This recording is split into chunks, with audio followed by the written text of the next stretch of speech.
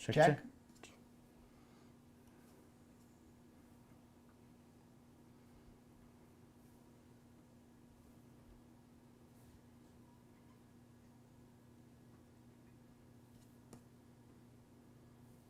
There we go. There we go. There we are. Hey. That looks like us. Hello. Can you see us? Let us know if you can hear us. Adjust the ceiling mic, yeah. All right, can that, yeah, you can hear us. Can that be the end of the... Let me get a few things out of the way. 540, ceiling lights, etc. Yeah, sigh, wow. 100 episodes. Yeah, so there it is. What were they thinking? Get those all checked off. Good. We can hear you and see you. Boys, we got John, says Barry. All right, good. Hi, everybody. Hi. Hey, special thanks to EJ Massa. This guy, he's why you can see us currently. Yeah. Here's why this whole thing's working. And to our host, our gracious host, John Hunt, who has us in the Box Mac couch. This is the Box Mac couch in the Box Mac living room. We opted, I know that there's supposed to be arcades in this podcast.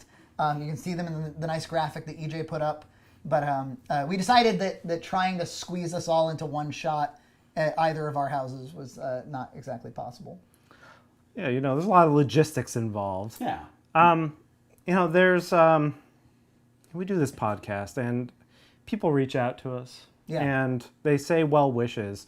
And I thought as we start, we would play one of these well wishes, and I think you guys will enjoy it. So let me what's this gonna be? Cue it up. Frankie and EJ. Frankie and EJ. I got a message here. Dan the man hit me up.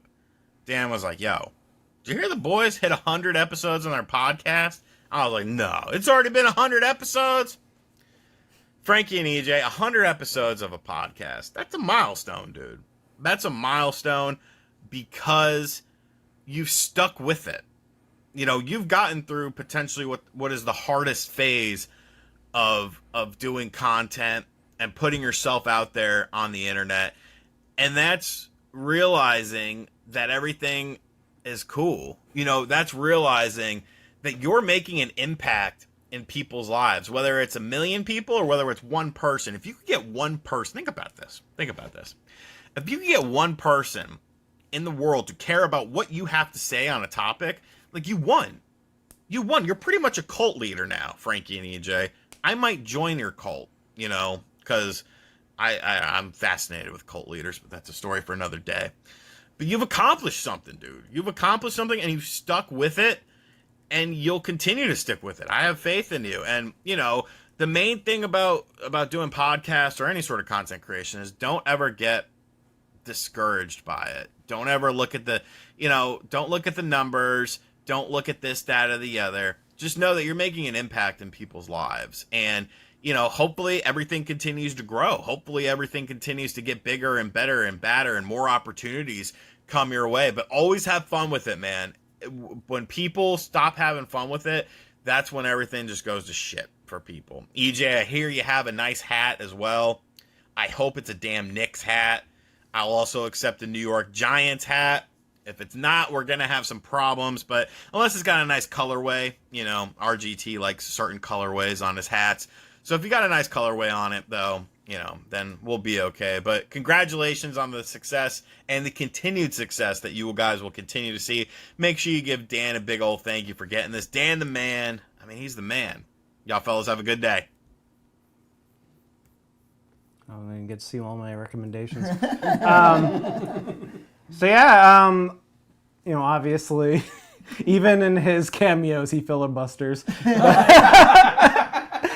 So for those who don't, some people might not know who that was. So that was RGT85. He's this guy we've razzed, we've clowned upon on the podcast for like filling many minutes of. He's an algorithm goblin, as EJ calls him. And so our friend and former guest Dan Smith was kind enough as a gift to afford us a little cameo. So. And I want to say something nice about RGT. I think I admire his hustle, I think. Yeah. You can't, You can't fault him for that. Don't hate the player. Yeah. hate the game. Hate the algorithm. We just got a super chat. A super chat. Wow. I got to read it while it's live, while it's hot. Hello, Red Cow crew. Are your cameras and lights secured firmly? They already know. They already are advised. Well, is the water roiling, John? We've shot a box mac just today. We did. Yeah. So you got some Halloweeniness coming up for Box Mac. And we also did No Views. So if you like No Views, the show where we review random Vimeo movies, we did 7 movies today. So that's going to be coming out in the coming weeks as well. But, on a quick note about tying things to ceilings, the camera that I use every day to be on the podcast, that kind of hangs precariously on a ring light that was made for an iPhone. I always thought it was secured well enough, but my wife and my daughter were cleaning behind it yesterday, tipped it just slightly. We lost the lens yesterday. And what I should have done was nail it to the ceiling or whatever the joke is supposed to be. Cool. Hey, thanks for the super chat, Pillar to Post. All right, listen. EJ went to the Patreon. The Patreon is where I get this question a lot of times. So for posterity, I'm just going to say it. People say, I see the clips. How do I see the whole show? The whole show is available on Patreon for $2 a month. That's how you see the whole show. So you see all the content kind of unedited in one hit, and then we release these kind of edited clips. And if you're a real super fan, if you're a total Chad, you watch both. Yeah. You just stack up you just roll us in lights. What a reasonable price for such entertainment. Right? $24 a year. Yeah. You can listen to the whole podcast, and then you can, we put a lot of effort into those clips. Yeah. So double dipping, you get more because we add in context, we add in clips, we add in so much. What the hell? The guy on the far left, I just want to hug him. I think that's you. Yeah, I think your camera left. Yeah. I want to hug him and snuggle with him and take a nap and nestle in his underarms. My. Well. That's a little much. We do have some more super chats coming in from Dylan Hammer for $1.99. Let's celebrate their first super on a live stream. Sizzles from it looks like from Canada, $13.99. Thank you so much. $2. I'll wait for 50% off. Okay. The chat is hopping. So what we're gonna honor those patrons by reading their questions. And boy, have they left a lot of questions. Yeah. And I got to preface it with holy moly, $20 from Q Bandyman. Thank you so much, and $10 from DL. This is just going to be like thank you for money, the podcast. Yeah, we're going to be doing this for hours apparently. That's fine. We ain't used to this on the Red Cow Entertainment. No, this is like a whole new world. And they added in a platonic way about all the nuzzling and snugglings. Sure, except for the armpit part.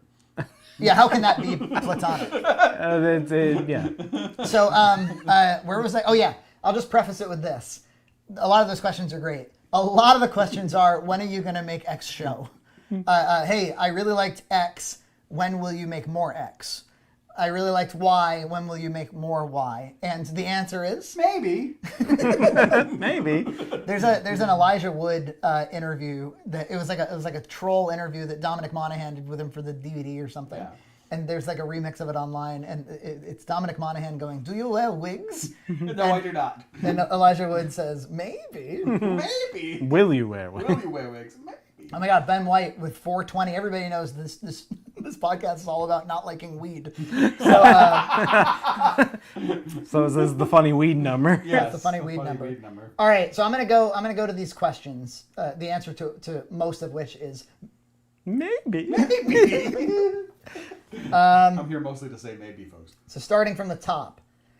From Mark McKinley, fingers crossed for a crafting with Matt in the RCE library.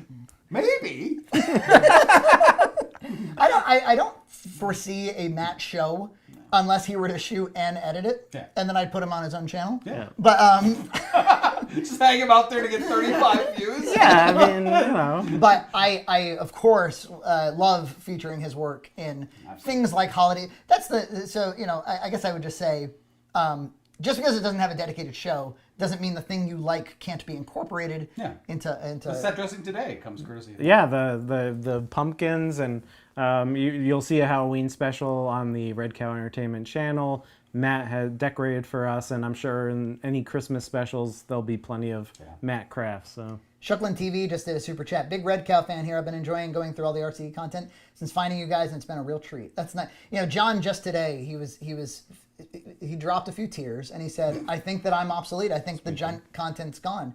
And I said, that's not true. There's a 10-year backlog that they're able to go through once we've hooked them with the enticing conversation about Flower Gothic. Yeah, exactly. Is that the transition, the natural progression? We gotta hook them some way. I guess so. Dream Prophet, one of our kindest and closest. Greetings, John, Frankie, and EJ. Happy 100th episode. Can't wait for the new No Views. This is much better than watching Ahsoka. I agree. Should have done a No Views about Ahsoka. I'm sure it has no views. So back to Patreon. Matt Smith says, I just got around to watching the Boxmac Mystery Science Theater 3000 One of parody. my favorites. Matt was just here a moment ago. He just left. left. He was sleepy. Yeah, he only got 3 hours of sleep last night. So But if he was here, we would all thank him because he really made a lot of the difference. knocked it out of the park there. Plus, he gave us, that was his grandma's house that we had to shoot in. Yeah. That was before we had a set. And he built the set like probably overnight before we got there. Yeah, and then we tore it down and it was gone the next day. Yeah, he built these puppets. Yeah, I mean that was if you want Matt Crafts, that was the Matt Craft show. Yeah. Damien Lousy, he just gave a $10 Australian. I don't know how that equates.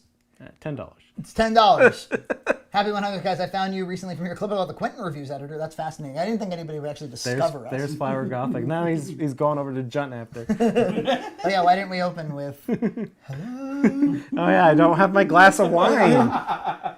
Junt just seems like a great guy. Any plans to have him on the podcast more regularly? Probably not. Maybe. What? Maybe. The invitation's open. I'm happy to come in as like a once or twice a year guest. Yeah. That's like, I think that like this is your guys' vibe, but I'm happy to come in and say hello. Somebody else who doesn't seem to have a name, or maybe just characters is their name, and a ghoulish avatar. John, you are evergreen. The other folks are all right, but I'm only here because of you. Well, thank you and fuck you. Okay, so back to the questions. Matt Smith said, funniest box Mac I ever seen. Oh yeah, MS33K was on point. So in the future, were you all planning on doing another parody that was similar? Maybe. I would say that No Views is the natural successor to that, right? I mean, we've done, like, you're watching us roast. Yeah, just on a set that's not quite as complicated. And instead of public domain movies. Yeah, it's movies we have questionable access to from a legal standpoint. We punch down to other creators. Well, what do you call Mystery Science Theater? They were punch downers. Yeah. Just because they did it with puppets. True. Yeah, that's what we need. Need more puppets. Sure. Yes, we do. And then it will be a good day. Mark McKinley again, from kite making to puppeteering, just as long as Matt loses the manservant tag. Well, I think he'd agree. Yeah, he'd agree. He hates that tag. It's pretty funny. It is kind of funny. In the same You've way made it that way. In the same way that I dislike the term junt, like he also dislikes that, but we just have to live with what we're given. I mean, this is a lot of time with Junt. Yeah, I know. I mean, at this point. I still don't like it. Really? Yeah. Each and every time. I hate it less, but I don't like it. I hate it least. It's in the logo of Boxmac. I mean, this is big. What's in Junt's car? Wait a minute, there's more money. Oh, another dream product. John is a national treasure, will never be obsolete. Super chat. Thank you. That's so And kind. he went in for a second donation just to tell you that. That is some real dedication. I really appreciate it. Just to float to the top. Thank you. From Ryan Horton, hey Red Cow friends, like many, I found your content through your analysis of the enigma that is James Rolfe. Fast forward 18 months later, and I've watched just about everything on the main channel. My wife, and we love to hear this. Yes, this means absolutely. My wife eventually hopped on board, and now she's a subscriber too. Do you think it's like male first and then like female invite? Like there's like a pipeline there. I do think there is. I don't know if we're pulling in many females off the street, kind of thing. That's what I'm saying. Organically. Yeah, organic female. It has to be like heavy advocacy. Yeah. Like, no, I promise. Yeah, it's really not that bad. At one point during a Boxmac episode, I broke the news to her that Junt was not a real chef. I swear to you, it was like watching a child realize Santa Claus wasn't real. Anyway, bring back Pewter Smith, please. Which He's a chef to me. Look, I'll be honest with you. I think I'm a better chef than lots of professional chefs. So, yeah, do you have to be credentialed? do I need to like go to BCC for a cooking course? Like, what do you want from me? Alex Hackle. Hey, boy. Hey, fellas, longtime fan, as you probably know already. This is like when Milhouse passes the note. It is like I'm in the car with you. He's in the Discord all the time. Is there any trope in filmmaking lately you hate that a normie like me wouldn't notice? Do you hate? Just stop the stream dead. Yeah. A trope? A recent trope. Let's see. I mean, the color correction thing like leaps to mind. It's not a trope, but it's like it gets in my way. Just watching Loki, the lamp shading of jokes, That's I good. think was one where it's like, oh, that's crazy. You know, like when they stop to like point out how like stupid their mechanics are. Yeah. I think that's I'm sick of that. Yeah, when you cover your own inadequacy by pointing it out. Yeah. There you go. Yeah. Damien says, Frankie's great at impressions. Does he have any favorite impressions that he could show us? Wouldn't say no to a compilation clip. I don't know. Like, I impersonate a lot of people we know in our personal lives, which is fun. Yeah. But that's not for broad. You've done good voices on Boxmack, though, of like various wrestlers. Marge Simpson is a favorite of mine. Oh, yeah. It's a scary good Marge. You sound more like Marge Simpson than Marge Simpson sounds now, nowadays. yeah. Coffee! Exactly. Yeah, almost yeah, there. yeah. As far as the compilation clip goes, there actually is one on this very channel for times I did it on Boxmack. And if you go to our shorts or our TikToks, almost any time there's like a moment with, because a lot of times the impressions don't live on their own. They live in the context of like a kidding around that we were doing. So I would point you to the shorts. There, you're going to find a lot of the impressions in there. Howdy Folks Gaming for $9.99. Man, you guys are making big bucks. Can you imagine, like John would, like when would you ever drop a super chat on somebody's face? Never done it in my life. Love what you fellas do. Found you through the Cinemaster content. Ended up binging Boxback, and now I'm a patron. Burning through the backlog of full podcast episodes. Keep up the great work. Well, thank you so much. That's cool. I can't imagine what it's like to go back through like the COVID era. No. Yeah, when we didn't know what was going on. Bag trash. Still one of my favorites. Yeah, working your way back through bag trash. And Never Chris for $5. Love the show. Congrats on 100. Thank you. Thank you. Incredible. So as far as Peter, I think Peter Smith comes up a few times. Yeah. Yeah. Maybe. We definitely want to do it. We like that show too. I will say, I don't think I've told you this. There's this dude and you've talked to him via email in Warwick. His name is Ray Young. Yep. And he has, he said, I sent this to John and I thought I would send it to you. I'm always glad to bring good news. I'm now doing volunteer work at Rhode Island Computer Museum. It's an amazing place. And so we got to go there. Yeah, I have been to their facility before they moved, and it is a very cool place. I think it would make incredible content. And that dude won an Emmy in the 50s. Did he really? And he's really old. He really likes our content. He wants to talk to us about it. Oh, wow. So I'm interested. Yeah, it could be interesting. I think after Christmas, one of the problems with our content, and this is another theme you'll hear throughout the stream, I'm sure, is there's this. You might have heard about finite time somewhere. From somebody. But yeah, so, both a good and a bad thing that's happened with the podcast clips is, if you haven't noticed, is I've progressively started editing them more. Yeah. So you like can't make it easy anymore. The Sega Genesis one, yeah, it just so often I feel like I want to show a visual of what I'm describing, and so if I get, in reality, I get from 9 p.m. to 11 p.m. nightly to edit, and that's if I don't hang out with my wife at all.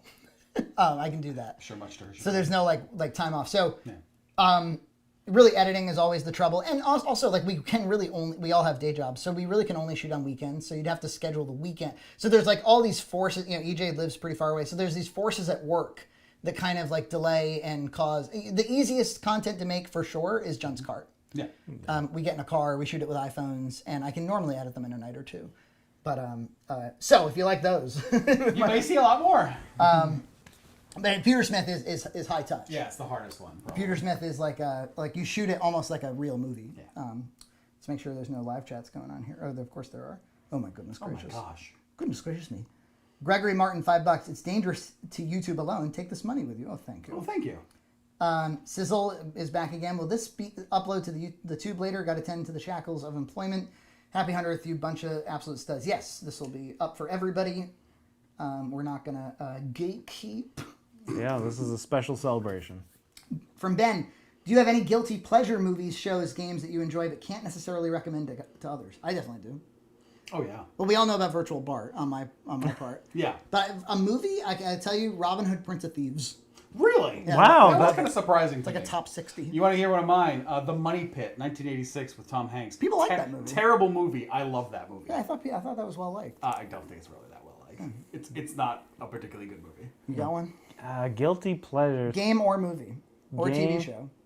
Game or movie or TV show. I mean, Gilmore Girls obviously is what I connected with Nina on. It's definitely not a male movie, a male show. I like that kind of fast-paced dialogue and snarkiness. I guess they carried that over into Mrs. Maisel, that show. So those are kind of my guilty pleasures. This guy named Barry, your dad, is giving you shit for your pillows. You don't even have. There's My no pillows? We I got got pillows visible. There's no. Yeah, we put. I mean, I have one There's pillow this- behind my there's back, but a- it's my. yeah, It's famous. It's Yeah, a never- famous never go fishing with a Notary Public pillow. There's that one. This one is the biggest Chad pillow Only ever. pillow I have. Ichiban Kurt says, Junt is a Chad. Also, much love. Big fan of the channel, lol. Thank you. Rent Optional says, Big Frankie, of course, gave me 540. I'm sure that we're going to see more of this. Big Frankie fan, by the way, stuck at a wedding tonight, but I wanted to make sure to congratulate you on episode 100 and 10,000 subs. We haven't even mentioned that. Oh yeah. What serendipity, what divine providence that today would be our 10,000th sub on this channel. Actually amazing. You know, there's some beautiful symmetry there. It's kind of wild that, I mean, like, so to remind people of the humble origins of this podcast, we did lots of movies and a lot of hard work on a lot of creative projects. Then we did years of web series centered around John. And then it was EJ who was like, we should do more for the patrons. Let's just have a phone call 10 minutes every other week just to give them something. Yeah, that's why the audio quality is so shitty. We're literally just recording a phone call. I used like an app on a phone. Right. And then that turned into like, oh, well, we'll just record on each side and then we'll mux them. And then that turned into like, oh, well, Zoom exists and like, we'll Zoom it. Well, if we're going to Zoom it, you might as well have video. If you're going to have video, and then before long, we started like banking topics. And it became this kind of bi-weekly trauma dump, as the kids say. and then it became like, well, we might as well put up a clip or two on this dead Clips channel, because it was called the Clips channel at the time. We were putting up things like Boxmat Clips, which you can still find there. It's all there. And that's when the James thing took off, and that's And that's when we bought better cameras. Yeah. We had our backdrops more produced. Yeah. And I do apologize to anybody who was hoping for short shorts on this episode. I do have jeans on today, but you can always go back. Alex Hackle, I want to hug Junt. Can you hug him for me? Maybe. Joanne Snyder, Money Pit is a family favorite. How dare you? That's $4.99. I love that movie, so I'm going to agree with you. And Angie with £5. £5? Proper British. Of the British Empire? Proper British money. Can't save the king. £5. How lovely. A weakling weighing £5. Happy 100th episode and 10K subscribers. Here's to many more. Thanks for all the amazing content. Organically subbed female here. Yes, Angie's been with us for since early days on Boxmac, frankly. And Adam Dravian, hey Adam, you and I have talked a whole bunch. $10, thank you. Adam was nice enough to watch all our movies and give me like a lot of feedback. It was really cool. Oh, and no, Adam actually gets even more credit than that. Adam went through my cut of the AVGN feature and the original and made like release notes about them. Oh yeah. So we got to do something with that eventually. Wow. Congrats on 100 boys. Is there a certain episode of Boxmac that's your go-to to introducing people to the series? Yes, I have one. But please, do you have one? Evol, the Evol one. Yeah, I think it's a the good best choice. shows are the ones where the Mac is the worst. You know. Which one? I mean, the Cracker Barrel one is always good because it's just one of the best Macs. I don't know. What's yours? It's the God, I don't even know like what the Mac was. It's where we're talking about George Washington bloodletting. Oh, that is a good episode. That's a good one. Yeah. There's so many great ones. Yeah. Oh, and I'm doing a lot of Gordon Ramsay stuff in that one too. Yeah. That made me laugh. That one. But I would never introduce somebody through the holiday specials, but I sure would like plant it on them like. And if you can watch a few of these, and then if you want some like cozy holiday content, Yeah, it's there for you. you're gonna find it. Okay, good. So back to Cheese Powsers. oh yeah, Cheese Powsers. Well, that's and the Boxmans, Jay from OSW Reviews, who is a friend of ours and watches the channel. He, like so many of you, he was like, I don't know about your cooking stuff though. It took him a while to get there, and I think it was one of our we have like Blu-ray menus that loop highlights from all the just shows. did a great job with those. And I think that actually kind of pulled him in. Was these? Or there's 5 episodes of a mini series called "What Episode of Box Mac Is That?" Oh yeah. Whoa. And you can watch those. We were producing those during. I've never seen those. You should watch it. John doesn't really know much about the show. What? I watch. Maybe not. I watch a lot of content. Yeah. I watch a lot of podcast clips actually. Well, that's good. Well, is it different for you to like, as an when it's your own content? Yeah. That's one thing. Yeah, I don't usually watch that. And then when you watch hey, these are guys that like I'm in the same orbit Yeah. as, but like Yeah. It's Yeah, like well, it's I'm like you usually can very hang out interested. with us. Yeah, exactly. It's Without like hanging out with us? free extra time. Yeah. Oh, here they come. Oh my goodness. Here comes the money. Here comes the money. This is kind of wild, people. This is insane. Thank you very much. Thank you so much. Yeah. Rob, $5. Favorite retro commercial or slogan? Zoomers look at me funny when I say, "Once you pop, the gun don't stop." You got one? A retro? Well, that makes me just think of Nintendo commercials. I always think of the Play It Loud campaign by Nintendo when they were trying to compete with Sega and be edgy, and the Play It Loud. Mine's really close, actually. It was going to be the big lips going, "Get into it." I have one, but it's kind of an internal joke. It's a Sears commercial about getting AC in the summer, and it's alcohol. Oh yeah, absolutely. sure. I do that to my wife all the time. Yeah. Alcohol now. Where it's like, because we have to actually physically put our air conditioners in. Yes. Another scorcher. Yeah. $5 from Ben Carver. Jen, what's the fanciest ingredient you would safely put in a box mac? Oh, I'd put high-end cheese in. Something really, really nice there, or very nice pasta that's maybe $5 or $6. I don't need anything too fancy to make a great mac. Well, spoiler, he made a buffalo mac today, and he did this fairly. This is what doing like 200 box mac feature films will do for you. Is he bought the cheaper ends of assorted cheeses from the Market Basket Deli. Yep. And threw all those in a pan. Yeah. Let them all simmer together. And we didn't even ask him to do this. He just was like, I'm making a mac. we're doing this. Yeah, I wanted to volunteer it, and I think it came out great. I'm really pleased with it. Austin Prunetta, $20. Holy cow, folks. Holy- Thank you so much. Awesome. Love the content, guys. I went to Massachusetts, New Hampshire, and Maine last year. Beautiful place. You guys are Massachusetts boys. Would you say there's a marked difference between New England, north and south of Boston? There's definitely a difference between New Hampshire and the rest of New England, I think. And Maine, to some extent. Yeah. Vermont, We know the Rhode Island border to Massachusetts best. The south coast of Yes, Massachusetts. that's our area. And I'll say, like, I regard... My sister actually lives in Maine now. She grew up here. I regard Maine... I don't want to say, like, the Midwest or something. But I think of them as more isolated, nicer by nature. Where down here, I don't know, crass. Rough and tumble. Yeah. Yeah. I grew up in Western Mass, which is a different animal too. We have all those like rural colleges out there, Amherst College, Smith College. So there's a little bit of a weird college, like hippie vibe there. Yeah. But and also we don't have the huge Boston accent. It's more we get our accent from TV. So it's that kind of thing. Yeah, it tends. To, I guess. Yeah, I do love it north. I mean, I love Vermont. I love New Hampshire. I love Salem. Obviously. Yes. A. Kurt says, big Frankie fan. Actually, a big fan of all of you. Oh, thank you. Thank you. Damien, again, with $10. Damien's just hitting it. Damien, is like, you know what? I've been saving all year for the stream. Thank you. We're glad to have you, Damon. As the #1 Red channel, do you have much to say about the #2 Red Letter Media? I don't see much YouTube content talking about them. Maybe they're real no drama YouTubers before AVGN.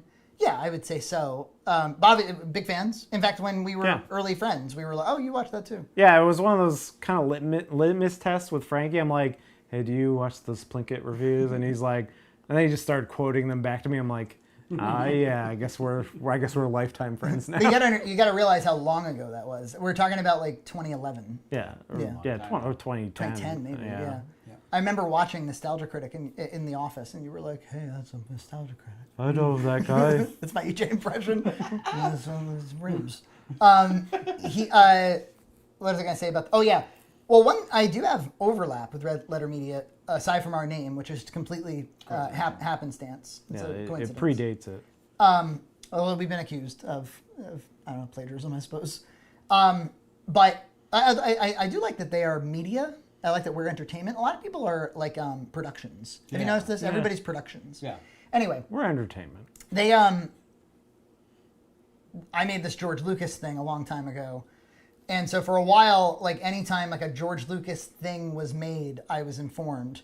And then like out came the Plinkett prequel reviews, and I got bombed with like, you got to watch this. And I remember rolling my eyes a bit where I was like, what's there left to say about Phantom Menace? I mean, we've said it. Yeah. And not just me, everybody's said it.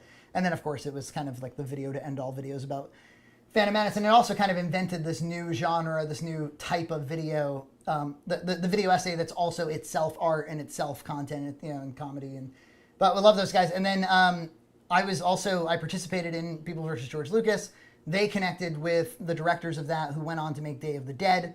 They produced a segment for Day of the Dead. I produced a segment for Day of the Dead, but it got cut. I was asked by the same guy. Both got cut though, Rick. Red Letter Media wasn't in it either? Yeah, because they posted it on their website later, yeah. Yeah, so we got cut together. That's good. And then Freddie Williams ended up being like a Boxmac fan, strangely.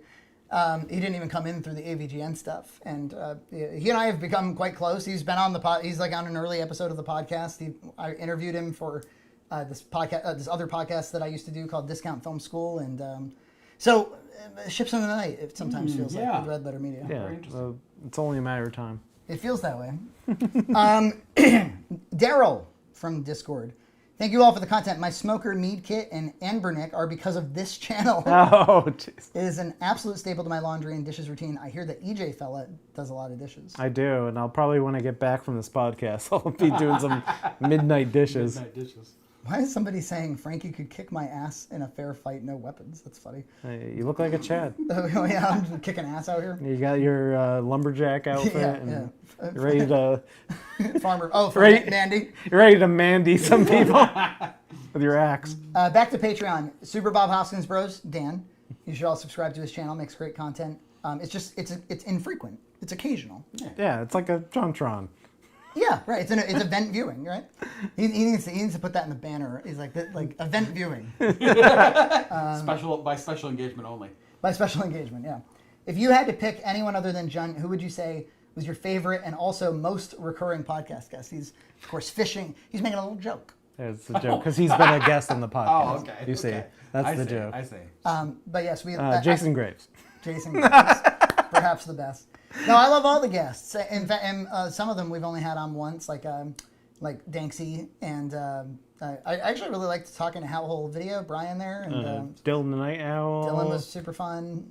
Maybe when he does his next Nostalgia Critic thing, like when he does part 2 or something, maybe we'll have him on. Oh, those are great. Dylan's videos are so awesome. And Sam responded to Super Bob Hoskins. And Dan is great too, by the way. Yes. That Dances the Ghost fellow was a pretty good musician, and yeah, he's been a fun guest as well. Mark McKinley's back. He says, and I'd love to see the return of Glitter Bitches. If Paula is single, I'm ready to mingle. Probably not. Glitter Bitches was a limited run. Yeah.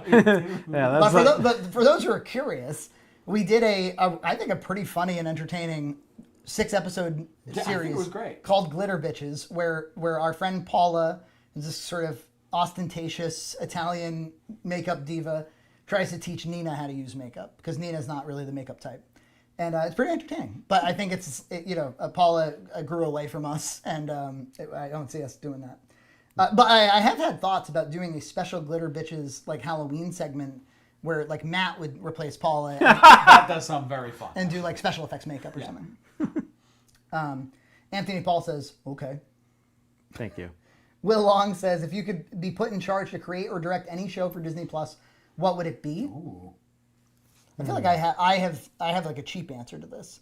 I've already pitched this idea of like doing Star Wars Legends stories as sort of like prestige animation. Oh, yeah. Oh, I had another idea. About Loki and time traveling. Loki Quantum Leap. You mentioned that one too. Yeah, instead of having it be this kind of boring, terrible show, make a show about like actual fun time travel stuff. But no, I thought, why, Kyle Katarn from the Dark Forces series in Star Wars, we need to get him back in. And here's how you do it. More animated Star Wars content and not of the Filoni variety. That's what I'm looking for. And I think it's like adult, like the Mortal Kombat DC stuff. And wouldn't it be cool if you had an animated series? I'm thinking like 8 to 10 episode seasons. Season 1's called Dark Forces. Season 2 is called The Jedi Knight or Jedi Outcast or something. And you have the Kyle Katarn tale, right? Could be good. That's my answer. Do you guys have answers to that question? I don't want to rate any shows for Disney Plus. I'm trying to think if there was ones. I would probably just end them all.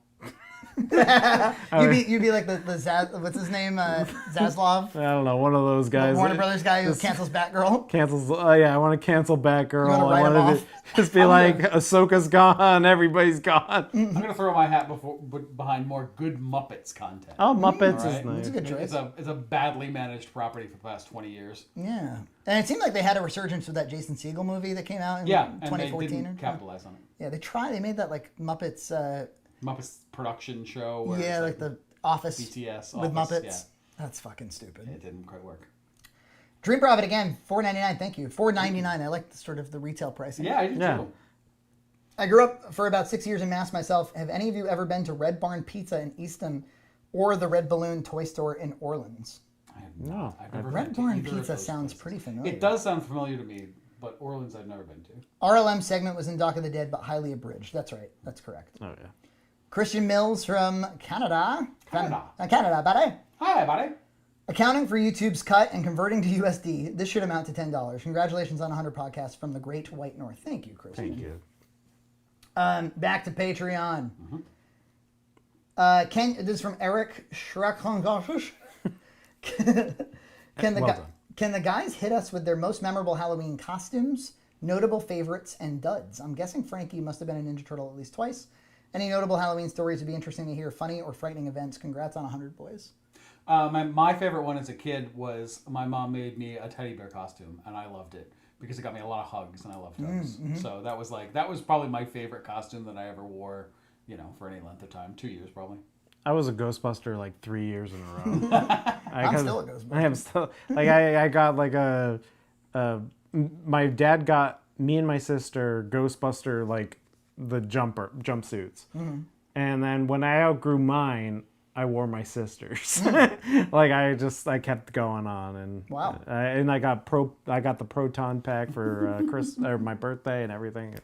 Well, I was a big Power Rangers fan, and yes, I was a Ninja Turtle. My mom obviously makes costumes. If you're interested in seeing my mom make a cool costume, she made costumes for Gloria for like the first few years of her life, witch costumes and a mini costume and a vampirina costume, and so it's some of the most wholesome and cute content that we got for you. But my mom would always take an amalgamation of the retail costume and maybe even multiple patterns of multiple art alternates for a costume. And she would kind of piece together a new vision for like, oh, okay, this. So I remember it was like a stuffed but really nicely constructed Donatello shell. It was really good. I was Riddler, like spandex clad Riddler one year, which was just strange, but great. And then the most memorable one, she made me the Green Ranger, and she, instead of doing like a plastic helmet, which I think I always was like, it would be good to have a plastic helmet. I had some kind of like a felt overlay thing that was hard to breathe in. But she made this really intricately sewn golden shield. And in the show, in the Japanese footage, it was like a metallic shield, probably plastic, but sprayed to look metallic.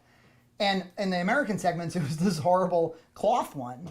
Now, for the show, that's terrible. Yeah. But she made exactly that cloth Wow. one. And that looked awesome. And then, outside of the Halloween season, like for a Christmas, one of my Christmas gifts was a White Ranger costume in the same sort of style. Wow. So probably that White Ranger Cool. costume because it was out of band. Yeah, there's my answer. As far as like funny memories or for Halloween or whatever, one that stands out is I remember I went out with a friend, my friend Will, and his brother was only a couple years old. We must have been like 11, and I think his brother was like 16 and could drive. And it felt so unsupervised. It felt so like, and the brother was like kind of extra cruel to us. And it was like a night of like no parents, like an early memory of that. I remember a night where myself, and Will went out when we were way too old, and we went trick-or-treating. Do you remember that? I do, in Johnston, Rhode Island. That's right. I remember I wanted to be Emperor Palpatine for Halloween. That's a great idea. And so I got like makeup it was like kind of like paper mache weird stuff you put on your face. And I remember my mom helped me try to put it on. It looked kind of bad. And I remember like doing the trick-or-treating, and I don't know, I think I was with somebody, and he's like, and he was trying to be he was trying to be like mean. He was like, "Hey, do you know who he is?" And the person doing the like handing out the candy was like, looks at me and just like, "I don't know, is he oatmeal?" Because the paper mache was like flaking off. Maybe. Just a quick comment about when we went trick-or-treating when we were way too old. John like didn't have like a costume prepared. Somebody had an Al Gore mask. Yes. So John just walking around with an Al Gore mask. Very funny. It was very funny. There are pictures. There are pictures. From I Was Like Melio for $20. Wow, thank you. Congrats on your 100 feature film. Do you know this joke? Do you get this meme? No, I don't. James Rolfe. He counts every single video he makes, no matter what the scope, as part of a filmography. Yeah, like an official filmography. Except for his movie. Yeah, for some reason, except for the movie itself, which he seems to want to forget drastically. But he, so whenever it's like congratulations on 100 podcasts, it's like, well, podcasts are feature films essentially. Thank you all for the great content and conversations. If anyone isn't subscribed to the Patreon, you're missing out. Love the channel's originality. Thank you very much. Thank you. You've given us lots of money. Quit changing my name for $1.99 says, "Hey, you forgot my first super chat." Oh shit, I did. Oh shit. Well, it's like too late. You know, I don't know what to do. Here, let's see if we can find it. Hold the phone. Stand by for news. First super chat. Let's start the TCT podcast. We all know you are the true ones. Big Frankie fan, by the way. There it is. Got it. You did read it. I did? I'm pretty sure you did. Nah, I don't think I did. Okay. Hallucinating. Thank you. But thanks for the second one anyway. thank Things you. are Thank moving. you so Things are much. moving quick. Yeah. Ben White gave us $6.66, and he said, nice. "Oops, I just summoned the devil." Alex Hackle's giving us more money. John, some of your favorite musicals? Alex is My favorite musical. a bit of a musical enthusiast. I He needs to weigh in first. I've seen Bye Bye Birdie 3 to 4 times, and it always warms my heart. I miss doing theater. Hope to get back in soon. I'm a fan of post-Sondheim musicals mostly. I like Rent. I really liked Jonathan Larson, his one-man show they did that Netflix made a great movie out of. I love Hamilton, Wicked. I could go on and on. I'm a big Broadway fan. We never talk about it on the show, but it's I love it too. It's a huge interest of mine. Yeah. I remember seeing Les Mis on Broadway. That was fun. I saw it too. It was great. That was great. Somebody says EJ looks like you can smell a fart. Who farted? I didn't fart. No farts here. No farts here. Yeah, Well- we're in good air. But they're just farting. There's no farts. Those were earlier. Just what my face looks like. Drunken Monk for $5. Thank you, Drunken Monk. F. Mary Kill, James Rolfe, Big Ryan, Justin Silverman. I thought he was sick of Bimmy. Well, he's doing this to troll us. Well, he obviously, you fucked James Rolfe, right? No, you married James Rolfe. Yeah, He's so dedicated. I think you married James Rolfe. That was what I was gonna pick. I don't know. I don't want to marry Big Ryan though, but I do want to kill Justin Silverman. You could be. I mean, if you wanted to just ride James like a money machine, obviously you can. Yeah, I guess we marry James So you Rolfe. got to marry him, and then you have to now kill or F one of these two other dudes. Yeah. I don't know. Any day of the week, I might change my mind. Pass. I don't want to kill anyone. Here, that's going to be my answer. I don't want to kill anyone. Breezy Bake Oven. That's Aubrey. She says, more Muppets, more Muppets. Love you guys. Keep up the incredible work. Thank you, More Aubrey. Muppets, more Remember, Muppets. Aubrey sent us worms to eat. Yes, I And do remember. lots of other awesome stuff. Yep. Do you remember like all those thoughtful gifts like for each person? Yeah, they were so nice. Thank you so much. Okay, good. In my resting fart face, that's just me thinking. That's my EJ. that's my resting That's thinking just fart this face. guy EJ. That's just how I look. This is from Matthew Jackson on Patreon. Considering the variety of content on both your channels, if you were to choose just one type of video to create going forward, which genre or style would you select? And what's the reason behind the choice? Really looking forward to the show tomorrow. It's tough. Yeah, because we like obviously we like the variety. I'm going to go with Jump's Cart. That's my favorite show to consume. It's my favorite show And to make? Yeah. Yeah. You got one? I've been really liking just kind of my hangout and fix electronics things. Like it's kind of, I mean, they're not super well performing, but it's fun to make. It's fun to tinker. It's fun to go on that journey with you. So I don't know. Those have been fun. It's kind of similar to Peter Smith in a way. For me, I guess it's hard work, but anytime that I'm doing like really comprehensive kind of clip or documentary work. So that could mean like when I did those feature-length documentary versions of the making of our movies, or like even like doing my top lists for Sega Genesis and doing all of the kind of editing and sort of docu work of that. I put Junt's Nest kind of into that category. I'm cheating a little bit by conflating types, but the sort of like the big effort, less frequent, like boutique type content. In my Game Boy video, I really enjoyed making it, and I'm really glad it's done. So, let's see here. From Brad, your podcast seems to have the momentum of a runaway freight train. Why are you so popular? Well, I didn't get that impression. Yeah, it's because we're handsome and funny and people like us. Yeah, that must be it. Why are you great? I got the impression that it was still a relatively low viewed channel and podcast, and relatively it is. Yeah. But I guess the thing I've always wanted and hoped for with our content is that we try to kind of show you the door quick if it's not for you. We try to get you out. Yeah, we don't want you hanging around if you don't belong here. And if you are into it, we try to give you like really high award. Are you good? Yep. I think somebody's pack must be out. Oh? Is it mine? Oh, it's mine. I got batteries right here. Here. If you guys could pick one kind of AA battery. Sorry, audio issues. I know that you wanted to use AA's in your packs. Any plans to do those in the future? Any plans to have audio in the future? All right, check. You're back. We're back. So what was I saying? Oh yeah. High reward for those who stick with us and who seem to want. We really want to like give the people who are supposed to be here the best possible content. Show them that we really care about the product. So, I have to imagine that in a sea of RGTs, stumbling upon a red cow must be weird. Must be a little unusual. Yeah. And I also know that a lot of people like make assumptions about what the channel must be. Two guys talking about pop culture, you're going to make assumptions. Guys cooking macaroni and cheese on YouTube, you're going to make assumptions. And so I think the fun of the channel, unfortunately, is like getting past the assumptions and seeing where it goes. And we're breaking the assumptions, From Christopher, $5. Junt, I love your SNES collection. My favorite console of all time. So many great memories of playing games with my grandma. Oh, that's lovely. Thank you. Frankie, the mic is reversed. You are on the right side of the screen, but sound comes from the left channel. Don't worry about it. What am I supposed to do? Oh, I think it's because your pack went out. Oh, now there's nothing we can do about it? Yeah. You guys are going to live with it, right? Yeah. Adam says RGTs. Yeah, there's a guy named RGT85 who's kind of like an algorithm goblin. We opened the thing. The Game Chasers. I just stumbled on you. It was in my recommendations. Is that the Game Chasers? It can't be. Isn't that like a popular channel? Yeah. Wow. It's a big popular channel. I know you guys. You made a movie or something. Yeah. Yeah. Very cool. Thanks for Awesome. coming by. The Gobbo Jones, $10 from Canada.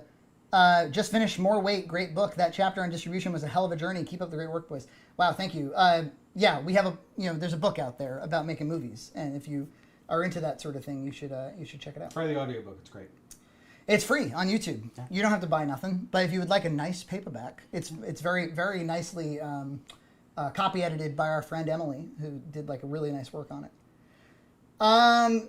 How do you this is from Mark D. How do you this is parenting questions? Oh. How do you balance screens with your kids? Both your jobs and hobbies involve media and sometimes with your kids, but I imagine both of you agree you want to avoid excessive screen time zombie children. Do you have a guiding principle or do you just try to walk the middle path? For me, for my kids, usually we only do an hour a day. I know it's like my whole job is looking at screens and making things for screens, so it is weird. But yeah, we usually do an hour. I usually either play like a game, like we just played through Legend of Zelda: Link's Awakening, which was so fun to play with my kids, and they just got into Bluey, and we usually just do an hour a day. That's the hard and fast rule for us. I mean, I'm probably like, she gets more than that, but it's normally with her. Yeah. I think that's the secret, really. It's like I think it becomes a real problem when you're like, here, take this, go away. That's when they're going to stumble into problems. So we'll play Disney Infinity together. We'll watch one of her movies together. We'll have a movie night together. Long car trips is probably where that happens the least, but the iPad's pretty well controlled. The parental controls on these devices are pretty good. Mark also said, also, since it's Halloween and it's fun to rag on things, what's a horror movie you hated? I hate anything described as a sense of dread, a slow burn. Yeah, well, we just saw Mandy for the first time because we were doing the mac and cheese for the Halloween special. And it's like the way I described it on the show is it's like an hour of nothing, really, and then like an hour of just grotesque like chaos. I do like mood pieces, things like The Shining or something where the mood is like this building sense of dread. I do like those things, and I think jump scares are generally cheap. Yeah. But yeah, Mandy was just too something else. Yeah. Adam again, when's the last time you revisited More Weight? I know a lot's changed with you since you wrote it, so is there a temptation to revise it? Well, no, not a temptation to revise it. No more than you would revise a movie or something. Or Star Wars. But, or Star Wars, yeah. Yeah, I want to put Jabba the Hutt back in my... Just replace all the guns with walkie-talkies. But I suppose I would like to... There was a time when I wanted to write maybe another book, but I don't really know that I have like a thing to say that it wouldn't be better to say it on YouTube. Yeah. As in a documentary form or in a video essay kind of form. Like the weight loss thing was cool, and that's like a good video. There's no book there. Like we could talk about our journey on YouTube, but we're not successful YouTubers, not in any real sense. So why would you read a book about it? Yeah. Alex Hackle again. Gee, Alex, I don't know that you have this kind of money, man. I'm just kidding. Thank you so much. It's $20. One for each of you. John, did you ever see the Cats, the film? I did. There's actually an amazing long-form documentary on why it's such a terrible film. I can't remember the name of the channel, but it was just a horrific experience, and I don't wish to ever relive it. What are the cliff notes? Why was it bad? They insisted on doing the Les Mis live performance thing, but didn't insist on anyone actually giving a good performance, and thus it was a disaster. Oh, so they let it, for some reason their standards were low for singing? Yeah. And so the orchestra had to play out of time and do all that stuff, whereas Les Mis was really tightly controlled performances. Cats was a mess of performance that they then scored. Got it. One for each. Yeah. Did you enjoy the stage show though?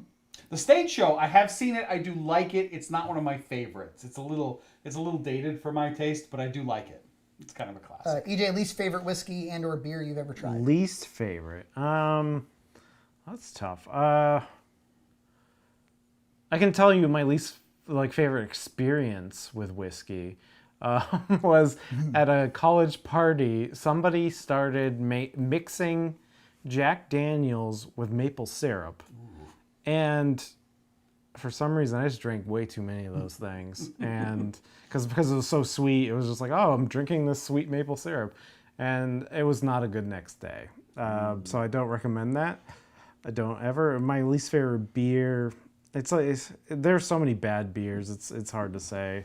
It's like most beers. I pretty much don't drink beer anymore because I'm getting to the point where it makes me feel super gross. Like it makes me feel bloated and not very good. So I just don't drink beer anymore. Yeah. So I guess any beer that most light beers, I guess, most Budweiser type beers, I'm not going to bother with. And then the question for me was, what's the worst aspect of filmmaking nobody would guess is an issue? Well, I think the modern one is things are not in development long enough, which means that scripts are not prepared well.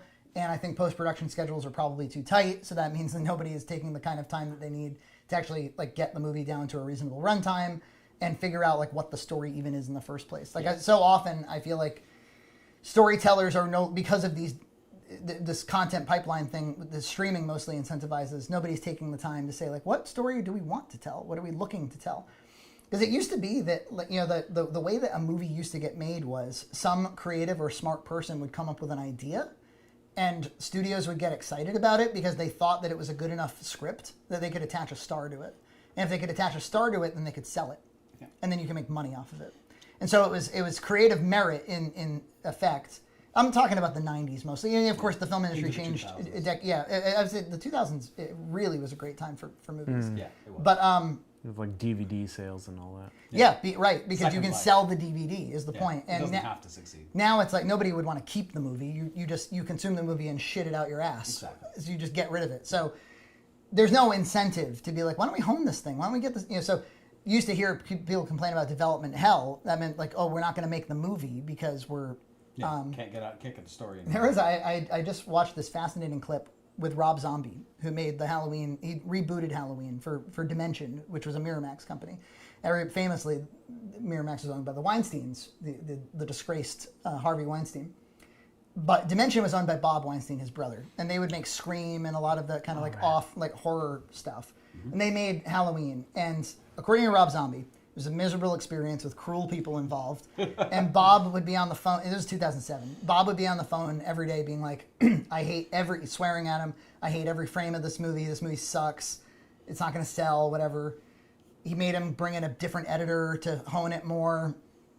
They finally released the movie, and it opened pretty big for what it was. It opened like 30 mil on its opening day.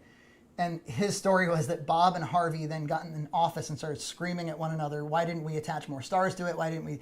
This could have been 60, not 30. Yeah. So either like, this thing's going to bomb and I hate it, or, well, if it's going to be successful, it should be mega successful. Yeah. So it was this like crazed thing. The increasing philosophy of Hollywood. But he said, well, see, I think it's an era, actually. Yeah. I think these guys were pretty unique. I'm certainly not defending their business practices, my God. But Rob went on to say, what was unique about them was we would not get held up in development hell. Mm-hmm. Is everything good? I think so. I heard bing. We would not get held up in development hell. These guys would greenlight you, sign you for a 3-picture deal, and then you were behind schedule, before long. So, I think that's why those guys were successful, was because it was just kind of a monarchy. Yeah. And they just kind of micromanaged everything. Yeah. And at the very least, I think it meant like more chances, more experimentation. And I think you'll see in the coming years, like companies like A24 and Blumhouse, they're going to have an opportunity. Now that people aren't going to automatically go see a Marvel or Disney movie, they're going to have an opportunity to experiment at the box office and see what it is that will bring people out. Yeah. And you're going to see a big industry contraction, where fewer movies are getting made because fewer things are going to be a sure bet. That should be interesting. Yeah. But there will be less money to go around. Yeah. Who did I miss? Okay, Damien, what are your thoughts about the Star Wars sequels? Wasted potential, any good things? How would you rate Disney's overall handling of the franchise? Extra poor. Does anybody know how we feel about this by now? Well, I just talked all about like prep is the problem. They didn't prep a fucking thing. No. Yeah, it seems like they're winging it the whole time. And I was talking to Frankie earlier about how in 4 decades they made 6 movies, and now they're just pumping out so much stuff. It just doesn't seem like any thought. The sequel trilogy, I think the Rise of Skywalker. Nobody's talking about that, and it kind of universally kind of ended any discussion about those sequels. In a weird kind of way, Rise of Skywalker is December 2019, so it's right before COVID, and Endgame was summer 2019, so it came out before Rise of Skywalker. I think maybe Rise of Skywalker marks the death of major tentpoles for a period. The sequel trilogy is I've heard it described as a cinematic malpractice, and I would agree with that. Mm-hmm. I mean, like, how hard is it to get those 3 actors in a scene together? How hard is it to construct why Han, Luke, and Leia should have had a scene together. And then, so all the criticisms you've heard, I agree with most of them. You don't fundamentally change a beloved film character off screen, right? Especially not for the worse. Talking about Luke Skywalker. But there's way more wrong with that movie. Like there's like what people will be like, yeah, the Casino Planet's bad, but I can overlook that. No. It's more than bad. The themes are incoherent. What is Finn's story in that movie? I think it's something like, I think the intention was, there's no such thing as good and bad.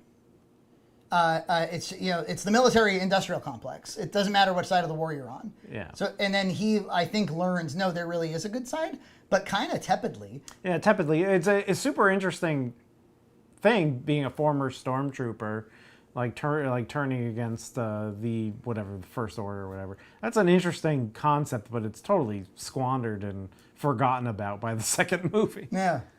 From Adam, this is just me publicly pressuring Frankie to make another movie. Do it. Seriously, I'd love to see what modern Frankie's capable of. Yeah. Maybe. Yeah, year after year, it seems more and more this will be this will be an inevitable consequence of existing. Something's going bing. I don't know why. I should probably make another movie, but here's what it would require, folks. I would have to stop making web content for a good long time.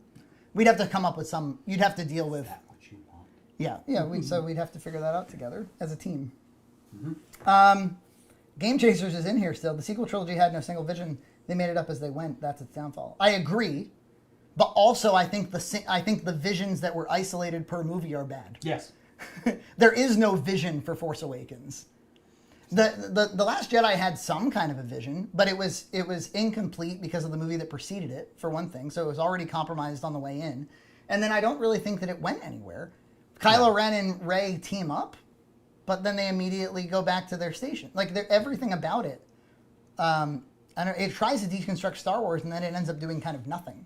Yeah. And then of course Rise of Skywalker betrays it in every way. Yeah, they're because they made like was it Colin Trevorrow? Well, he had like a spec script that actually was a sequel to The Last Jedi, and then they scrapped it, and JJ has like basically retconned The Last Jedi while making the final film. That's why everyone hates it and everyone doesn't like it. I see Richard DeLima in there. I spoke to Richard for a long time the other day. He says, I'm sad for the actors because, for example, Daisy Ridley is a perfect cast, but the script is simply nothing, so sad.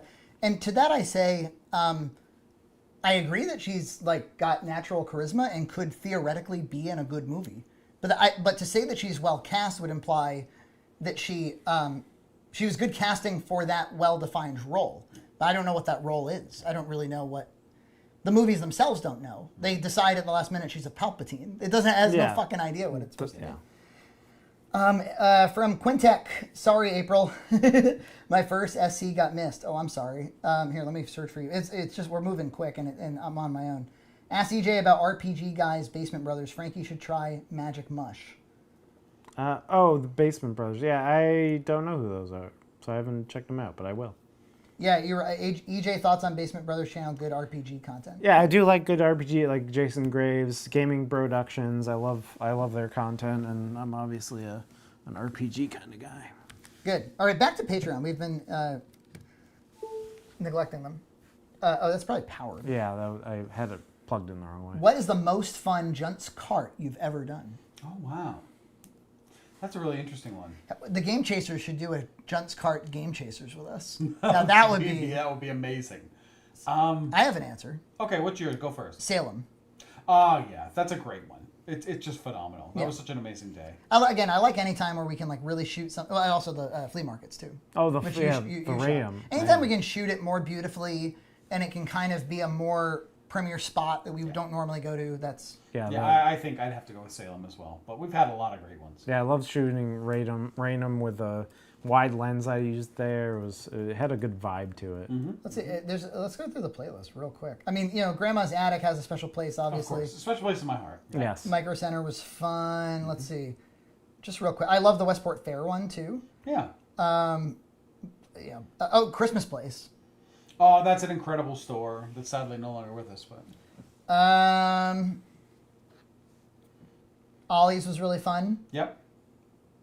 The Black Friday where you get kicked out of a Best Buy. That's very memorable. It wasn't my favorite experience. It was stressful, but I understand why fans might love it. It was. It's a point in time being in BJ's during COVID, like when the world was closing. Yeah, that weekend, the weekend before it closed, we shot a bunch of stuff. It's like a Price time. Right, and yeah. It's a time capsule. I was another contender for me would probably be like Plymouth Plantation. Yeah. Because I got to join an army for that. Lots of many great memories. We enjoy lots of those. They're adventures. Yeah. From Corbin, how has your diet and exercise routine evolved? What keeps you motivated? What advice do you have for someone who's extremely busy and struggles to find the time to work out? Well, I still do 2 hours a day on the elliptical, or I go for a run.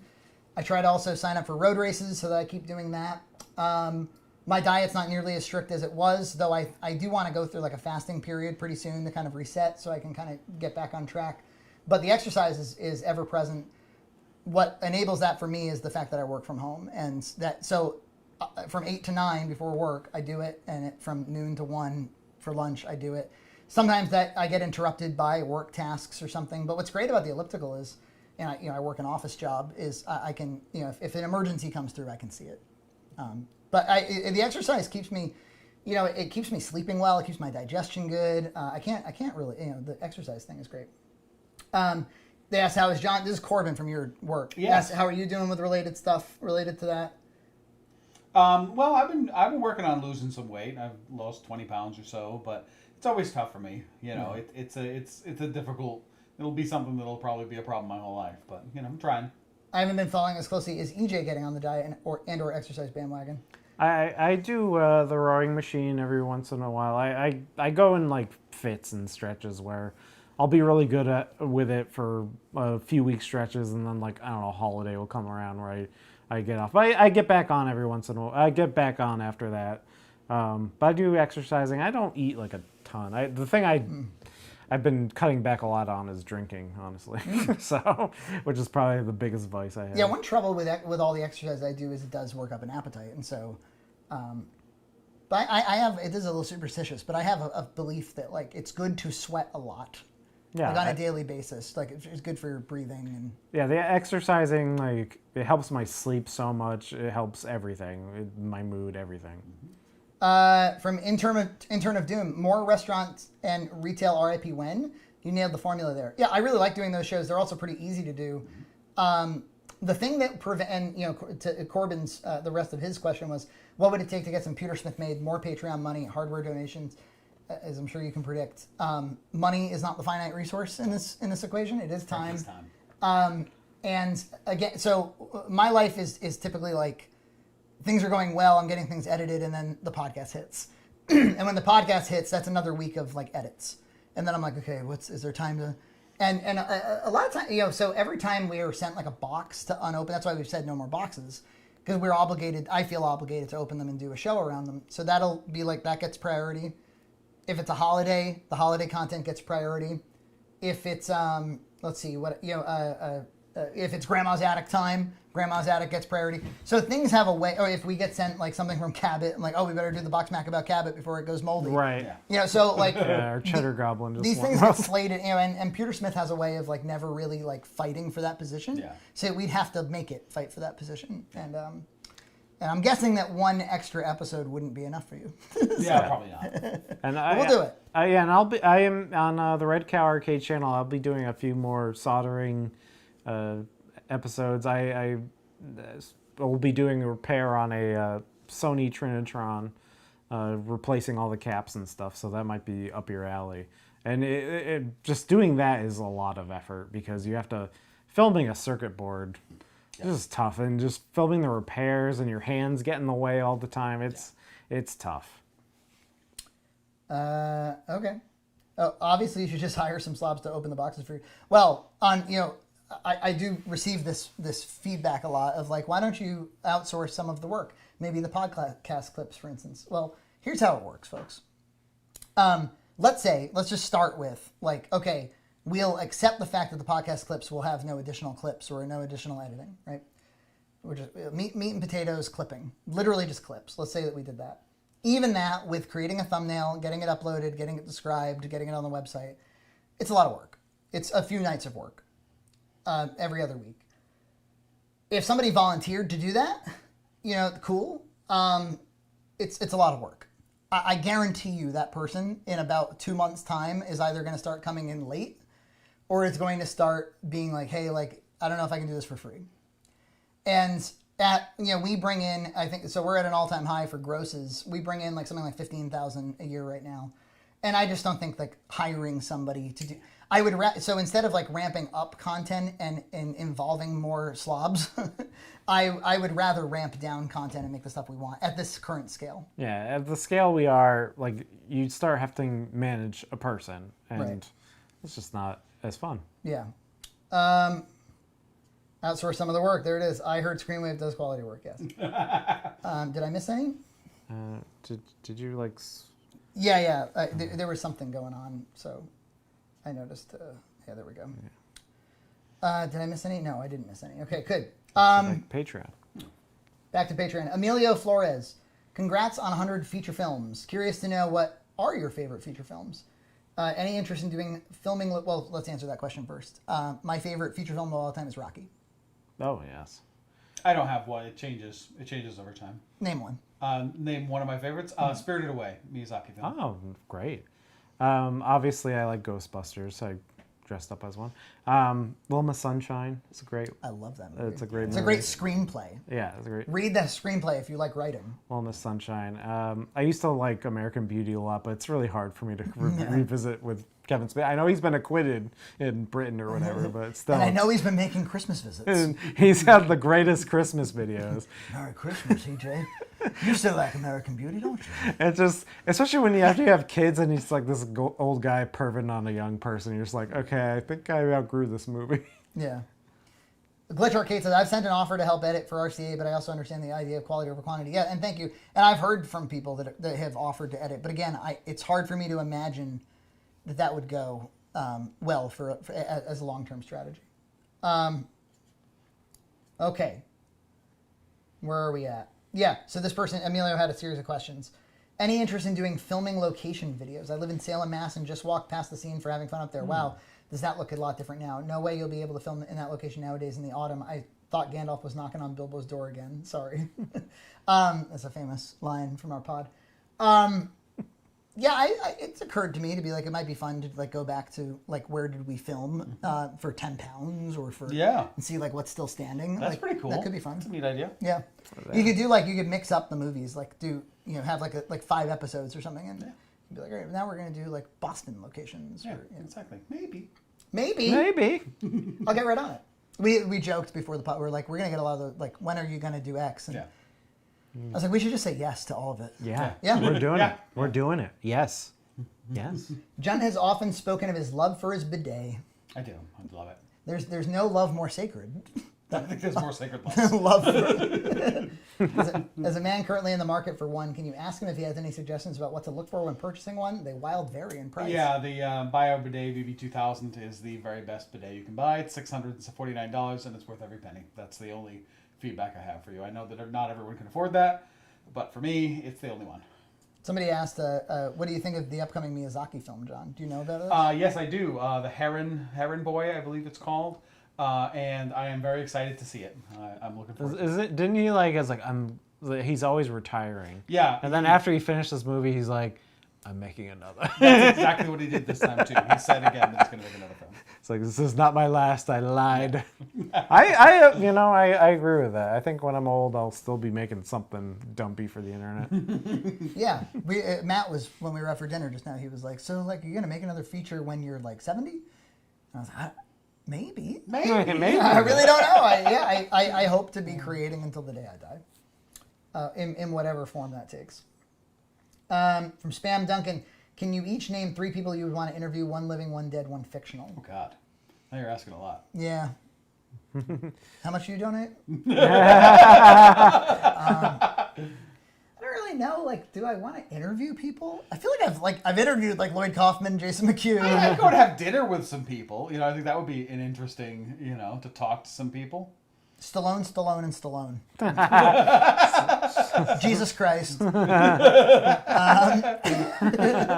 Walt Disney. I don't know. Yeah. Oh, well, that would be kind of cool. Yeah. Yeah, I don't know how to answer that. Abraham Lincoln. I'd have to write an essay. George Washington. George Too hard for my evening brain. I think the super chats are slowing down. I think everybody who had money to give has give. Well, That's still, it. thank you very much. It was an Thank you. incredible number of super chats, and it's amazing. So back to Patreon. Dean Prater. I can't think of any decent questions to ask y'all. Congratulations, you guys. Thank you, Dean. Thank you.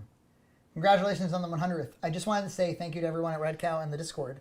With everything that's been going on, it's been a joy to watch EJ's countless cooking videos, Boxmac, RCA, and talk to the Discord members I like to consider friends. Don't just don't slob out the work, or I will start a Red Cow Truth subreddit. There is a Red Cow It does Truth exist. It exists. But Kevin, I think it's ironic though. yeah, it's I think playful. Yeah. Kevin's been through it. We've been following you, Kevin. We love you. We're glad that you're finding community in Red Cow. That's kind of like half the point, easily. JD McFly, another big Discord guy and a good friend. Most overrated Nintendo IP. Alternatively, most underrated Nintendo IP.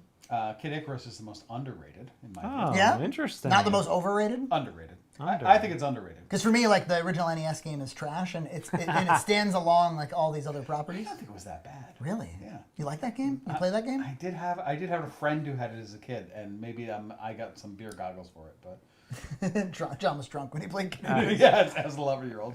You got an overrated one? Not really. Kirby? You like a Kirby? I love Kirby. Yeah, it's good. I love him. Yeah, So I can't really I say mean, that. overrated probably like Splatoon, maybe. I don't know. I'm not into any of the shooter stuff, the competitive shooting. Underrated. I always liked Advance Wars. That was a great series. It's a deep cut. It's it's not doesn't have as much love as any of the other ones. I'm gonna pick 2 racing ones. I think the overrated F-Zero. I don't really see a lot happening here. Yeah. Although again, I haven't played the '99 one, and I have it on good authority. It's fun. I remember liking GX for the GameCube, but it's too hard. It's too hard. Is Wave Race technically Nintendo? Yeah. It's a Nintendo property. Oh fuck yeah! Yeah. Wave Underrated Race. because it's so good. Absolutely. I was gonna great say game. cruising, but Yeah. But, yeah, but both the GameCube version and the Nintendo 64 version are great. I played a lot of those actually. so all I had to do was say, "You're not giving me any money anymore," and they all. But that wasn't the intention. Blastowitz says the super chats are slowing down as if I'm not aware. 540. Oh, thank you. Wassa Kinsley for $5. 100th episode. Don't you guys want to get to episode 200? That's another. That's the cake. Don't you want to get to episode 200? Yeah. Oh, yeah. What are each of your top 4 films? Thanks for all the great content, guys. Here, I'll go. Rocky, Lord of the Rings, I'll lump them into one. Cannibal the Musical, and Spinal Tap. That's pretty good. Lord of the Rings is definitely up there for me. I already I don't know. This is such a tough question for me. You know, my love for movies has changed a lot over time, so I'm sticking with my Lord of the Rings is absolutely, I think, the best trilogy of movies of all time. Yeah, easily. So I'm going with that. I already said Ghostbusters, Little Miss Sunshine. I mean, Back to the Future. Come on. Yeah, that's great. And then I don't know, Last Crusade maybe. That's pretty. I do have a soft spot for Eternal Sunshine of the Spotless Mind. Oh, that's a good. I love. You that's know, good. it's funny about that movie. I love it. Yeah. It's wonderful. Again, great 2000s Yeah. filmmaking. If I had a phobia, if you could find a phobia in Frankie Frayne, it would be something like Alzheimer's. It would be something like, Yeah. Isn't that like- losing precious memories. Isn't that just like absolutely Yeah, mortifying? terrifying. Because your entire existence is predicated on your memories. Yeah, yeah. And so the idea that you would have we've all had falling outs, and I find falling outs really hard because it always feels like, well, can't we at least be in contact? Or why are we just not speaking at all, you know? So the idea that somebody would sort of like fall out with you hard enough that they'd be like, I actually want to forget you actively. I find it like almost like a horror movie. Yeah, it is. Yeah. And that's one of the reasons I think I really like it. Oh, in any Coen Brothers movie, really. But Big Lebowski is a big one. I love their body of work, like just as a set. True Grit's like way up there for me Yeah. in favorite movies of all time. We watch it every Christmas for some reason. Drunken Monk, how much do I donate? How dare you? As if I'm not aware. Question. This is from That Random Guy 384. Best mac and cheese at this very moment. I'm gonna have to go with the Walmart 3 cheese, great value. You're still going with this Wow. line? You're still Still. selling this line? It's still my house mac. I stock 2 house macs. That's Kraft Thick and Creamy, which I think is all right, and that great value 3 cheese. It's my go-to for when I want to. Well, having a house mac is one thing. That's Yeah. budget is involved in that it conversation. is. It is. But if money was no object, I just make my own home one at that point. You know, make myself a nice cheese sauce like that one. Yeah. it's got to be a box mac though. Oh, it's got That's to the be point a of the box mac. yeah. I mean, fine, Cracker It Barrel. ju- you know what it's- you're it saying, says I'll bet- pay it says best mac and cheese. $7.69 or whatever it is a box now. You know? Forget the budget. You can't do it. I can't. I'm me. I'm John Hunt. Can I tell you all something funny? And I think I said this on Box Mac today. I learned last weekend that John, what was the term you used? You like avoided the market. Like, you know how there's been Going down market. down market. Yeah. You know how there's been inflation and stuff. The dude decided that's it. I'm hunkering down. I'm going in the bunker. Yeah. And he orders all online Walmart, which is pretty low cost, including dry food. Yep. Perishables, Market Basket. That's the cheapest you're going to get. Yep. And he doesn't go to stores. Yeah. And he's just avoiding the economic. Yeah, I have noticed no substantial increase in cost. You're not getting less cheap. I'm just going to tell you that right now. Oh, well. There's no elements of like, as I get older, I find that the dollar is not as important as it once was. Well, I mean, I realize that I live that ridiculous dichotomy of buying $400 retro computers plus saving 77 cents on a box of broken macaroni. You know, it's me. I used to think maybe it's the game of it, the bargain of it. It is. Yeah. It is. There's a lot of gamesmanship in it too. But all right. Dream Product for $1.99. What game's everyone playing right now? Baldur's Gate 3. Baldur's Gate 3? Baldur's Gate 3. Okay. Brand new game, great game from Marine Studios. Is that one you can have sex with a bear? I believe it is, EJ. That's all I know about it. I saw like people making fun of that on the internet. But I went back to Tears of the Kingdom. I don't know, especially after my huge Game Boy video. Holy shit. I just I don't know. I had to unwind with some shrines, and it's hitting the spot. It's Halloween time, so I'm playing Rondo of Blood for PC Engine CD. Oh, nice. Which is by far my favorite Castlevania game, and I'm really surprised that like it seems to skirt. I mean, because Dracula X was sort of like a remake of it, and there's a pretty terrible PSP version of it too that like made it polygon graphics. Yep. But as far as pixel art, that sort of that CD era, the music, it's so good. And I'm not in love with like the Metroid style Castlevania games, so for me it's like the peak before it becomes a Metroid thing. Yeah, I never really want to revisit the Metroidvania ones, but the old style Castlevania, I'll even like Castlevania 4, I'll revisit those. You guys are insane. There's like more super. EJ was like, I'm not expecting super. He's like, it'd be cool, but like, I mean, what are we up to? Like, what is so much? What is the tally on this? I just didn't imagine that people would. This is gonna pay for that 110 grill meal, which is good because John was not happy with it. We just came back from the 110 grill. We got these nachos we all really like. They were a little burnt, and this was after I told the waitress a story about like, watch out for this guy. That's what I couldn't say anything in the meal. I was looking like a total jerk. That was the intent. Because she seemed so sweet. And I was like, I wanted to brace. She sat down to talk to us. It's not her fault. She didn't burn the nachos. I don't care if you're sweet or not. Unburn these nachos. Brett G for $5. Do you watch SNES Drunk on YouTube? Absolutely. I feel like you'd vibe with him and he'd be a good guest on the podcast. Saying my great things. Yeah, I'd love to have him on. I love his content. Yeah, it's one of the few I always check out. You might be aware of him peripherally because I noticed that on your EverDrive, whatever, the SD to SNES, there's a collection in your ROMs that's called SNES Drunk. Like, oh wow, Yeah. I think I recognize the name, but I don't think I've ever watched videos. There's basically not an SNES game he hasn't reviewed, and he does every Tuesday a little 5-minute thing on an SNES game. And he has a good insights on each of them. I really like his videos about ROM hacks. Like he helps curate good ROM hacks. Yeah. And he also talks he did this one series called like arcade games that should have been SNES ports. Oh, those are great. And that'll point you in the direction of really good arcade. That sounds really interesting, actually. Christopher, $5. What famous person, living or dead, would you each fight? Stallone, Jesus Christ, and Walt Disney. Yeah, Abraham Lincoln. I hear he's really easy to take out in a theater. Probably Danny DeVito because I could win. Yeah. Wait, does he have to be dead? Oh, living or dead? Yeah. Danny DeVito. Living or dead. I don't know. This is a tough one. Who the hell do I Who'd you fight? Who do you hate? Chalamet. Timothy Chalamet. We'll go. Yeah, because he could go down like a bitch. I don't know. You can tame those sandworms. Right? Well, you'd sneak up from behind him. Although he wouldn't be sneaking up. I wouldn't be sneaking. Oh, what are you doing? What are you doing? Christian Mills with another. Christian Mills throwing all his money away at us. In episode 200 of Box Mac, will you have a bit about manufacturing your own box mac and cheese? Well, we kind of did on the first Halloween episode 17 or something. Mm-hmm. John actually ordered in his own cheese sauce, ordered in his own pasta, and of course we've had if you haven't seen it, there was a limited run or home run mac called Mac and Cheeses. Great stuff. And we interviewed the woman about the whole manufacturing line. It was really cool. The interview with her, it was on Box Mac After Hours, which don't ask me, are you going to do more Box Mac After Hours? Exactly.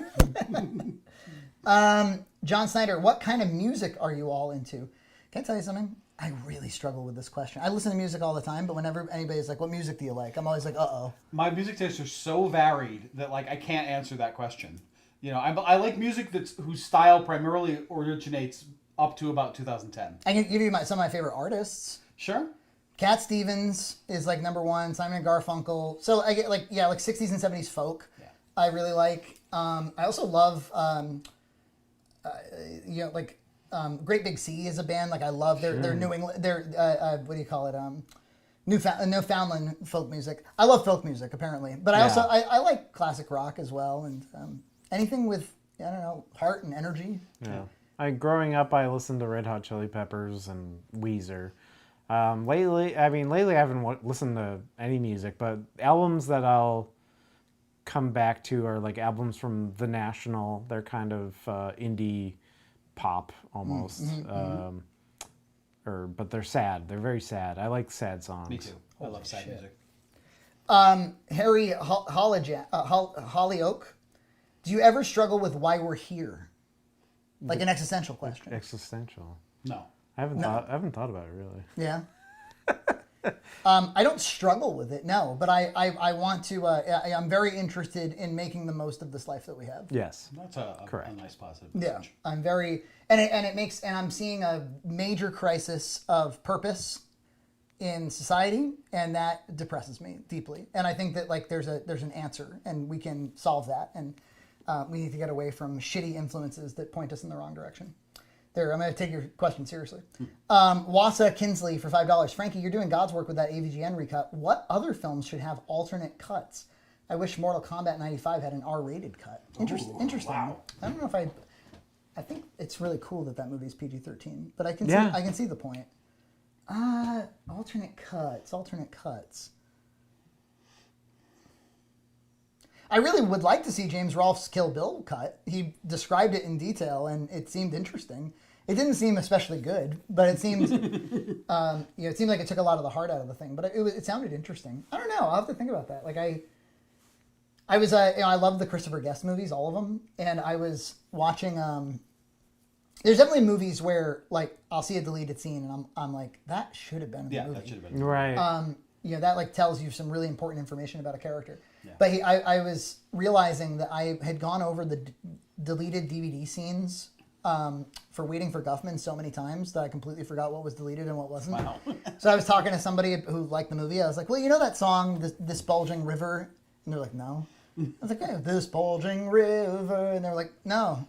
I went to it and I was like, oh my God, it's a deleted scene. And it's a hilarious. Yeah. It's like but yes, I guess it could have come out of the movie. They used to do that in movies. They used to say, this is good, but non-essential. Let's reduce the runtime. Yeah. They don't do that anymore. Yeah. They don't do that because we know there's extra footage for Rise of Skywalker, but they're not going to release it. And that movie could use an alternate cut with alternate shooting. Yeah, well, I think they did. Yeah. And that's the problem. All right, make way for this one. Yeah, I see it's red. I know what that means. Yeah, Ben White just gave us $100. Jesus. Holy cow, Ben. $1 for every episode. Holy cow. And he just writes LOL. LOL, like he's a chaos agent. Like, here, have this money. Now, this dude, Ben's been, here, I'll say a couple nice things about Ben. First of all, he found us when Boxmac was in its early days, like the 300 count days. Yeah, he's a... And it inspired him to look into our old podcasts and our old shows, and he watched the movies lots of times. He's been so supportive. He sent in this beautiful video to us for our 100th episode of Boxmac, and just really obviously such a good guy. Buys all of our Blu-rays, and there's lots of fans like that, and we see and recognize and love you all. One thing that's just super cool about Ben, and again, there's other fans like this too, but like it would be reasonable to be really into like Boxmac, Jump's Card, etc., and then not go in for this podcast thing. Yeah.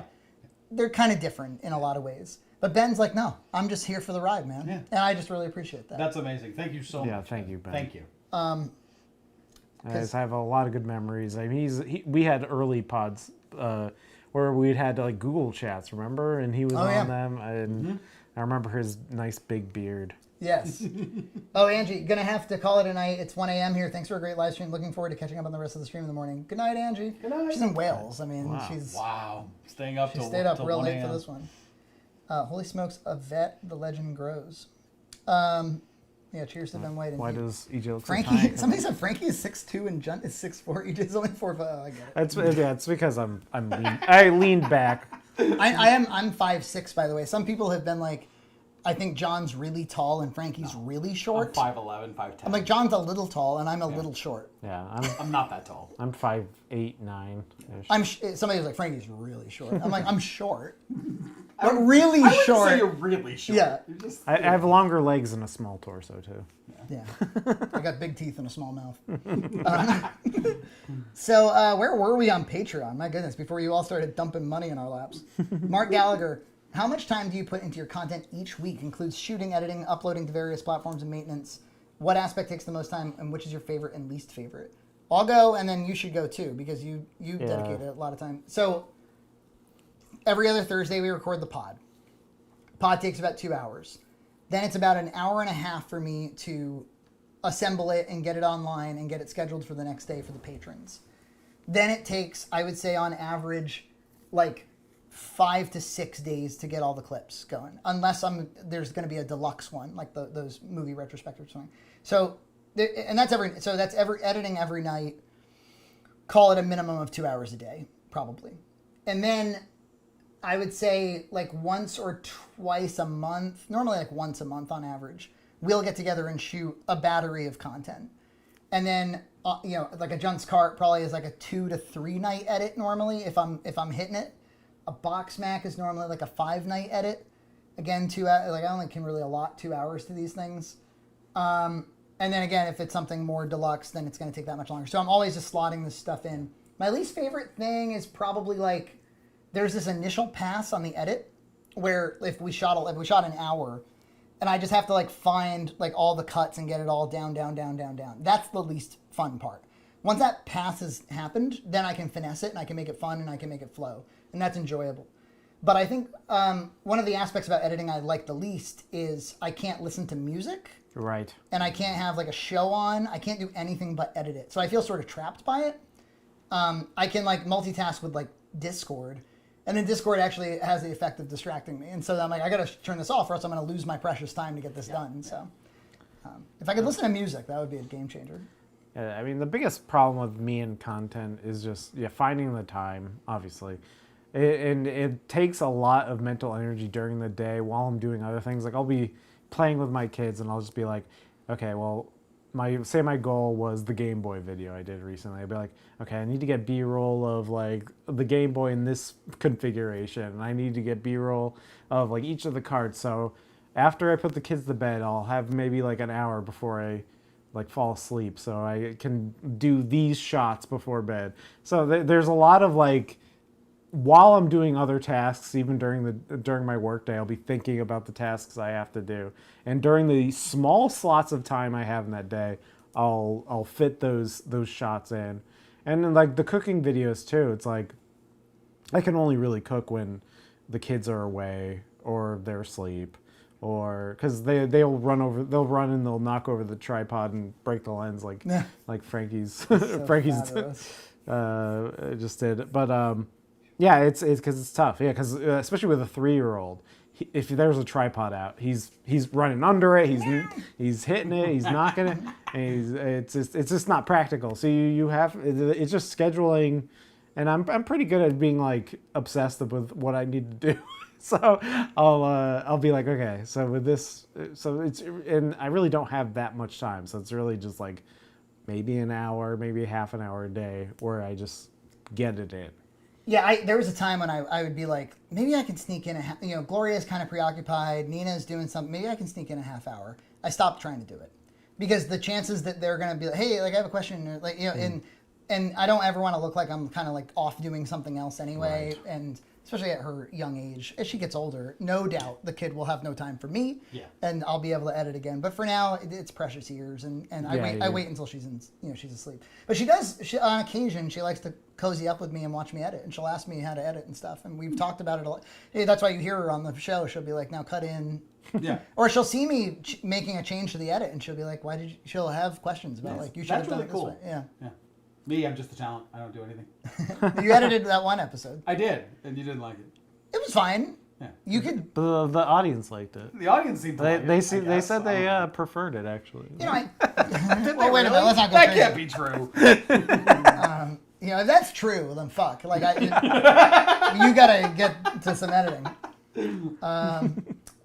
I was just gonna say about there's a little bit of insult to injury when it's thumbnail time, when you've put in all this effort to get the thing, and you're like, oh fuck, a thumbnail. Yeah, the thumbnail. But the one thing I do like about that is then I can put on a podcast, I can put on a YouTube show. Right. I can, you know, I'm like, okay, good. Yeah. OSW review. Hey, Junt. I've been enjoying your Junt's Nest series and wondered if you're still enjoying games now, and what are your favorites at the moment? Jay Hunter from Ireland. For SNES games? Let's go with that. Sure. I was recently doing going through some great ROM hacks of Super Mario World, and that's really what I've been kind of exploring lately on SNES. And there are so many cool ones that, like, it's worthy of your attention if you haven't paid attention to it. The best like Super Mario World ROM hacks like totally changed the game. Yeah, it's a completely different but awesome game. I mean, there's vanilla ones that just add levels, but then Yeah. the ones that where they just like go crazy with the coding. Yeah. Yeah, there was one that I can't remember the name now. Shoot, but it was it was incredible. Yeah. And I really enjoyed it. Yep. It starred like two girls, and you could switch between the two. Yeah, I played that one. If you- Super Something Sisters or something. Yeah, it was in SNES Drunk, right? Yeah, he he talked had. about If you look at SNES Drunk, he'll have. But you know what was funny about it? It seemed very child friendly, and it was starring girls, and it was all the sprites were different. And then like I was like on level 3 or something, and there was a text box that like used the F word out of nowhere. Oh. I think it was like maybe it was a Japanese programmer or something. They were like, "Go away, fuck you," or something. I was like, "Whoa!" Whoa. Adam just did a super chat again. Jeez, Adam, thank you. Thank you. Thank you very much. $10. Question for all of you. I've been recently discussing Legend's director's cut. Ooh, you know Legend. Yeah, I've never seen it. No, you have. We'll talk in a moment. All right. I'd be curious to hear each of your favorite director's cuts. Well, I learned about Legend because of you. You had the DVD. It's a Ridley Scott movie starring Tim Curry as like this devil figure. Oh, of course. Okay, I know what movie you're talking about. Yeah. now. Yeah. And there's famously two very distinct cuts. There's like 2 discs, like theatrical and directors. And I remember they had like there was like a very commercial studio soundtrack to it, and then there was like a score. They're completely different. There's there's a famous character called Meg Mucklebones that's in it that's not in the theatrical cut. It really is one of those. Like, there's a few movies you can think of where it's like there's 2 movies. Yeah. Yeah. You know, and that's one of them. I always heard like Kingdom of Heaven was like that too. Ridley Scott. Right. Ridley Scott is famous for this apparently. Yeah, because Blade Runner, of course. Blade Runner. Yeah, my memory of Blade Runner is I watched it on DVD in my apartment in college, and I remember being, oh, that's pretty fun. But the one I watched first, I guess, was the director's cut, because then I think for a class I watched Blade Runner, and it had the lame Harrison Ford voiceover where he sounds like he's like bored. He's like, I was always a blah, blah, blah. Oh my God. It sounds like he's in a sound booth. He's bored, and I was shocked because I was like trying to think. I'm like, I don't remember this in the movie, and I was like, that's because you watched the director's cut first. Yeah, I can't think of any at the moment. I don't know if it's a director's cut, but the extended cuts of Lord of the Rings Of course, are, yeah. of course. He famously was like, those aren't director's cuts. They're alternate cuts or whatever. I'd have to like be reminded of like what are the big ones here. Yeah. You know, I don't know. I don't remember. It's a tough question. It used to, this is very like DVD talk. Yeah. I don't think the director's alternate cut thing is a thing in the streaming world. No, Like not at all. From Wasa Kinsley, $10. What if James outsourced the AVGN movie to an animation studio? A Japanese studio would have kicked ass with $325,000, and there might have been more room for script rewrites. It's going to cost a lot more than $325. Let me tell you. Yeah, That's going to be $1 million+ project easily to have them out. just to do an animated feature. Yeah, an animated feature, and that's pretty bargain basement. I would say about that movie, the problem, like, I don't think it's a bad plot. I actually don't think, people will be like, oh, it should have been this or it should have been that. I'm like, well, yes, it should have been good. But the idea of, like, it's the worst game of all time, and it's this government conspiracy to hide it. It's like, well, it's a real life story about the E.T. game. Yeah. It's like, that's a great, It's fun. That's a great premise. that's where you start, right? Yeah. But he needed to hire, and I don't know if I've ever said this before in the show. This is so funny. I discovered him in 2006 when he it was through the Ninja Turtles video. And I remember thinking, I wonder if you could, in the way that you adapt an SNL movie to a feature, I wonder if you could do that for this web series. And I remember thinking, because I was making like Abo at the time, I was like, I'm probably more of a filmmaker than he is. I don't know if ultimately that was true or not, but I was like, maybe I could reach out to him and ask him like, hey, should we make a movie? You know, I of course didn't. You could have. You missed your chance. Right. Dream Prophet again. Thanks, Dan. Keep hearing great things about Diablo 4, right? Yeah, 4 and Baldur's Gate 4. Seems redundant to get both. Can you help me picking one, John? Thanks for everything. Well, sure. I think Baldur's Gate 3 is the better game, even though it's not a multiplayer game like Diablo 4 is. I think Diablo 4 needs some time to get polished.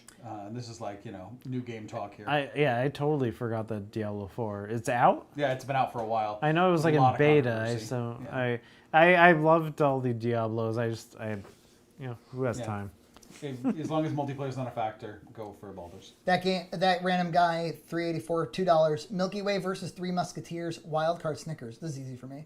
Milky Way is a 2 out of 10. Three Musketeers is also a 2 out of 10. Mm-hmm. They're both candies I have no purchase with. Yeah. And Snickers is a 10 out of 10 candy bar. I'm not sure. I'm kind of in the same camp, but the numbers are a little different. It's like 4 for the lower ones and maybe 7 for the Snickers. Yeah, Snickers is like a 9. Yeah, the other ones are like 1s. But I'll give like a Twix an 8 though. You ever see like there's still innocent enough people in this world that in a assorted candy bowl they'll put all of these candies in one bowl and not expect the Snickers to go and Snickers and Twix to go first. Yeah. Of course the Snickers and Twix are going to go first. Yeah, I guess we'll be throwing them out 2 years from now. Yeah, I guess Three Musketeers is definitely worse than Milky Way.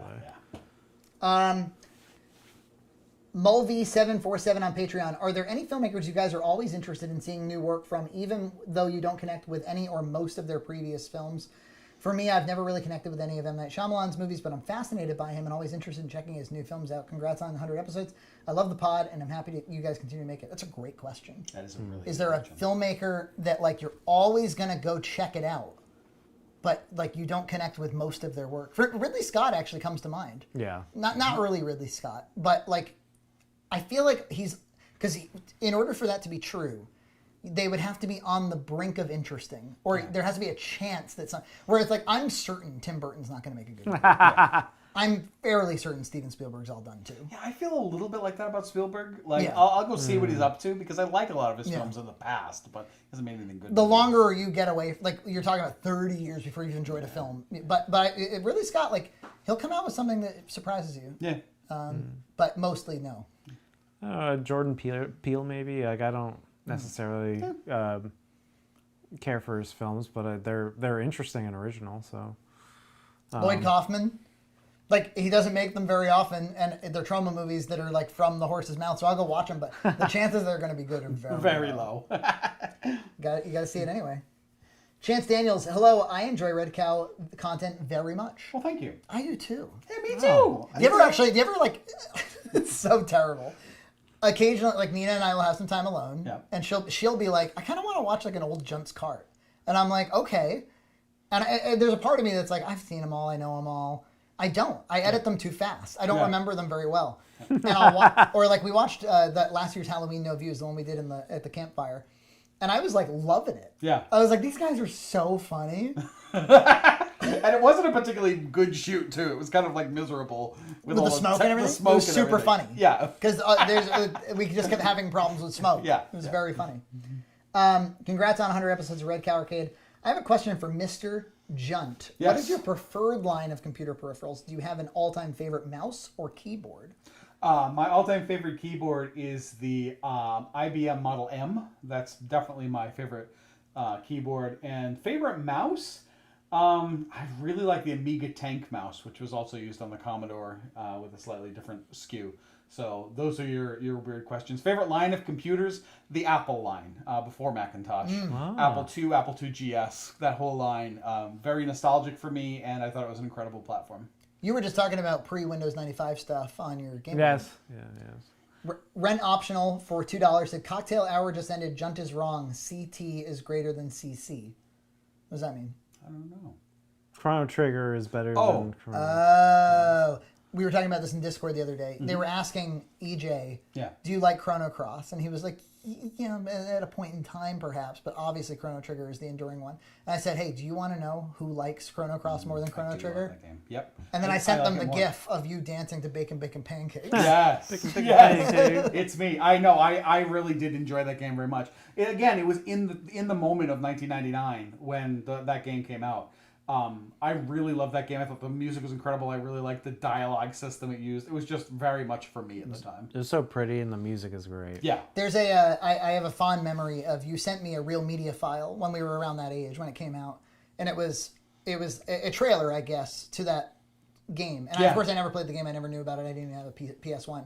But it was that song that was like, it starts with the guitar. And I actually love that song, and I've since listened to like live performances of it on YouTube. Great. It's a great piece of music. It's one of the best video game songs ever. Yeah. And hopefully I haven't missed any super chats. Okay, tell me if I have. Our fave, Zack Snyder, this is from Dream Prophet 499, said he is shooting Rebel Moon scenes specifically for an extended cut later. Seems very self-indulgent, which I guess is his MO. Here. Oh, and Dream Prophet followed up quickly for $1.99. I love Chrono Cross. That intro movie still slaps. It does. It does. Is that the one I'm talking about? Yes, it's the same one. Yeah. Wait, so the Rebel Moon, is that the Zack Snyder thing?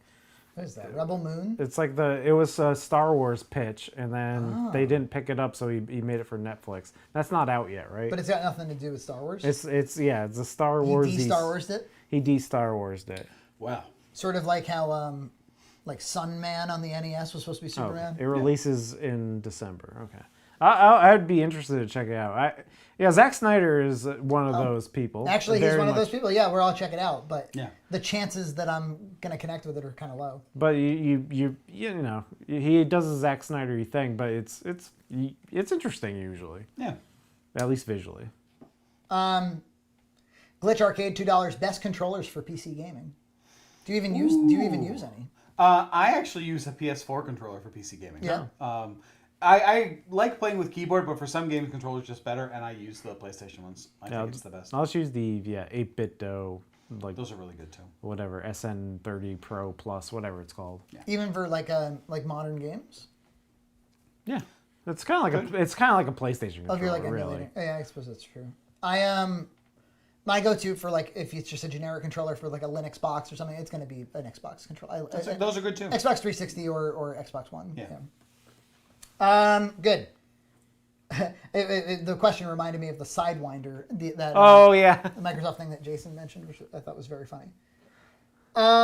B Cops. Hey guys, congrats on 100 episodes. Can't remember if it was mentioned in an episode, but what are your favorite game soundtracks? Well, Chrono Cross comes to mind. Chrono Cross is certainly one of mine. All the Final Fantasies, specifically 7 and 8, Seven's great. have the best soundtracks I think that were ever written for RPG games, along with Chrono Cross. So yeah, it's something I mentioned in my Game Boy review. Is the Final Fantasy VII feels like it was inspired by Twin Peaks because it has kind of that like melodramatic, and then even like the Turks theme, which is like it's got the snapping in it. Yeah. It kind of reminds me of in Twin Peaks what do you call it, the Red Room or whatever.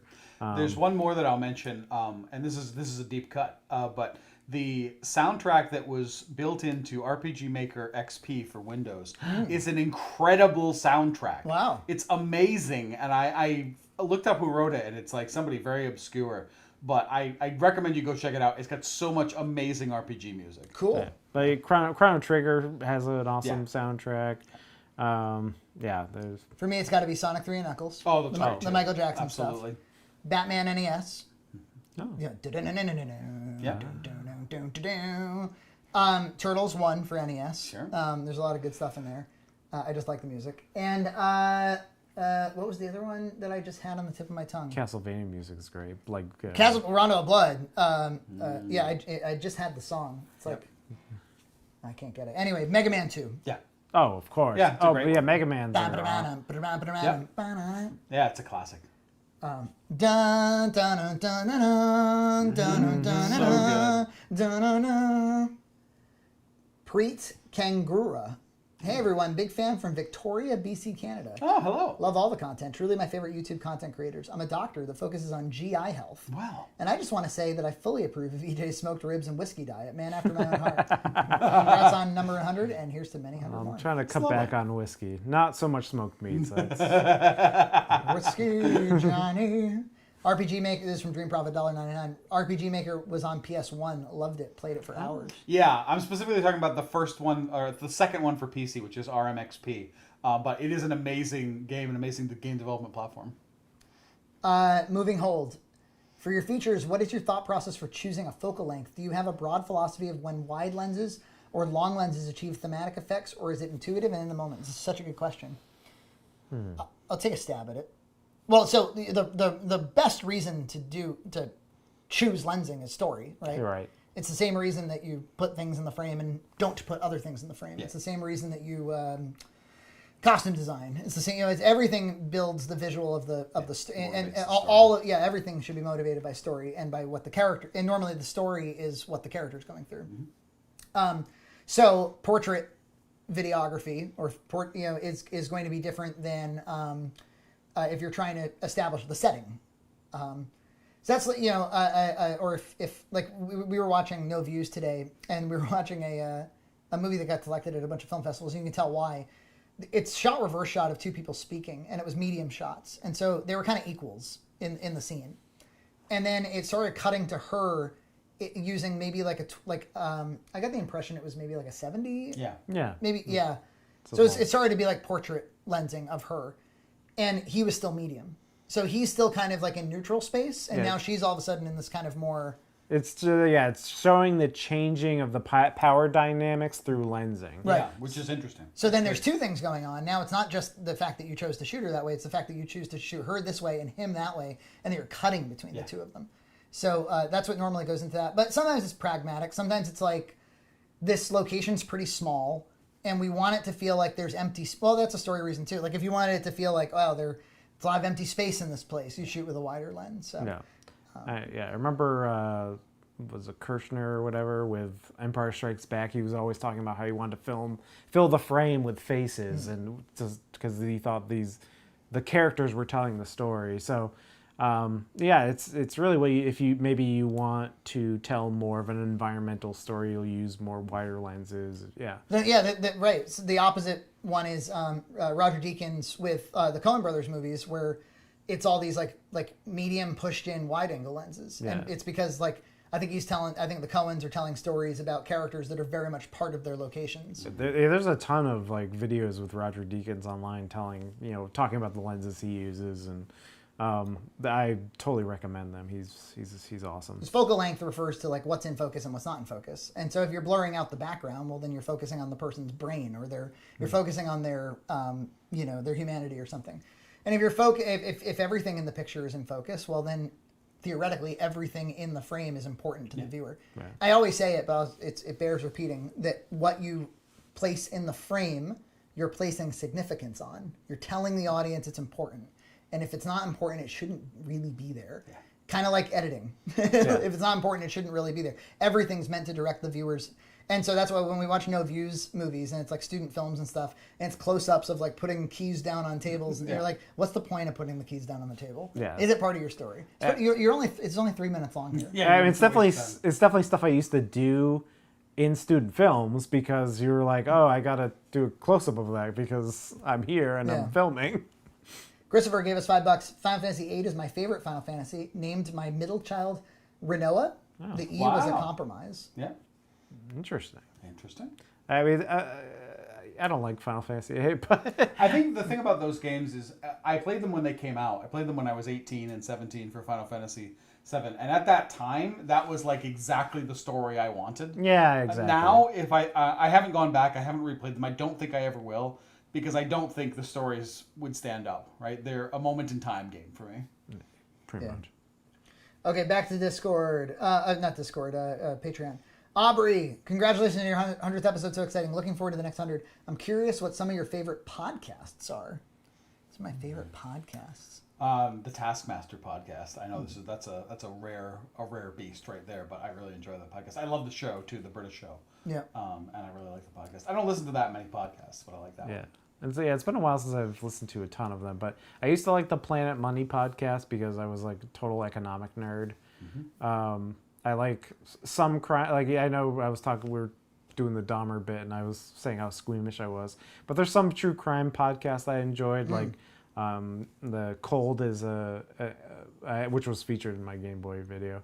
It had that was Cold podcast that featured was that Mormon murder cold case, I should say, and it's a lot of Utah-based cold cases, which is really fun. In Crime Junkies is kind of another crime podcast, which was fun. I've also always loved This American Life, the NPR podcast. Yeah, well, I listened to that for a long time. Yeah, me too. All the Kevin Smith ones for me, obviously, back in the day. I mean, less so, diminishing returns now. I enjoyed the Chris Jericho podcast for a little bit. You can listen to More Weight, my book, on Apple Podcasts. I listened to a few cybersecurity ones. Security Now is one of them for my job. American Glutton with Ethan Suplee. He talked about weight loss and a lot of other existential stuff. My pastors do a podcast called Our House that I listen to every Friday. I interesting. Love it. Yeah. But like it's me and 33 other people that listen to it. But I love it. I wouldn't miss it. Where are we at? Okay, no new super chat, so we can keep going with Patreon. Jordan Humphreys, I'm currently playing a bunch of Dreamcast games for my YouTube channel, and I was just wondering what your favorite Dreamcast game is, or how about a hidden gem? I just played Wacky Races, and aside from the crushing difficulty, it's a really commendable time, all things considered. Congrats on the 100th episode. I'm going to go to my standby bizarre favorite there, which is Seaman. Oh, Leonard Nimoy. Seaman. Yes, Leonard Nimoy. Early very famous attempt. A favorite of mine. I mean, Resident Evil Code Veronica was always my because I was really into Resident Evil at the time, and it was kind of the last standard Resident Evil because then Resident Evil 4 kind of changed everything up, so it has a special place. I bought their light gun, which I think I had to buy like some third party one because it had like it was right after Columbine that like Sega like recalled them all or didn't do them all. Yeah, so I had to buy a light gun, and I think that light gun games of that era are the perfect light gun games because they're 3D and it plays a whole lot better than SNES scope, Super Scope stuff or Duck Hunt Blaster. So Virtua Cop, which is actually a Saturn game, but you can get it on the Sega Smash Pack Volume 1 on Sega Dreamcast. House of the Dead 2. Yep. They got cheesy dialogue. I love it. There's also a cool game called Zombie Revenge, which is actually a third-party shooter. It almost is a light gun game, but it's not. That's really fun. I like arcade shit for the Dreamcast, but not to be a basic bitch. But Sonic Adventure is. I love game. Sonic Adventure. Yeah. And Crazy Taxi is amazing. Carlos Bello, are there any guests to the podcast that are coming up soon? Maybe a Sega Lord X or a Mike Matei or someone of that kind of caliber? Maybe. Sega Lord, of course. So Dan actually joined his Patreon and tried to get him to do it. He did not respond. Mike Matei, I feel all but has been on the podcast. He conducted a Q&A in our comment section. Yeah. Something we didn't really talk about on our podcast, maybe because we didn't want to draw attention to it. But he did one of the podcasts that featured him.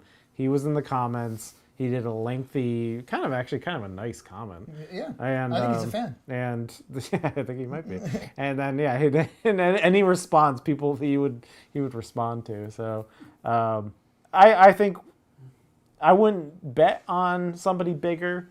I would think the Jason Grave tier is probably a sure bet and lower.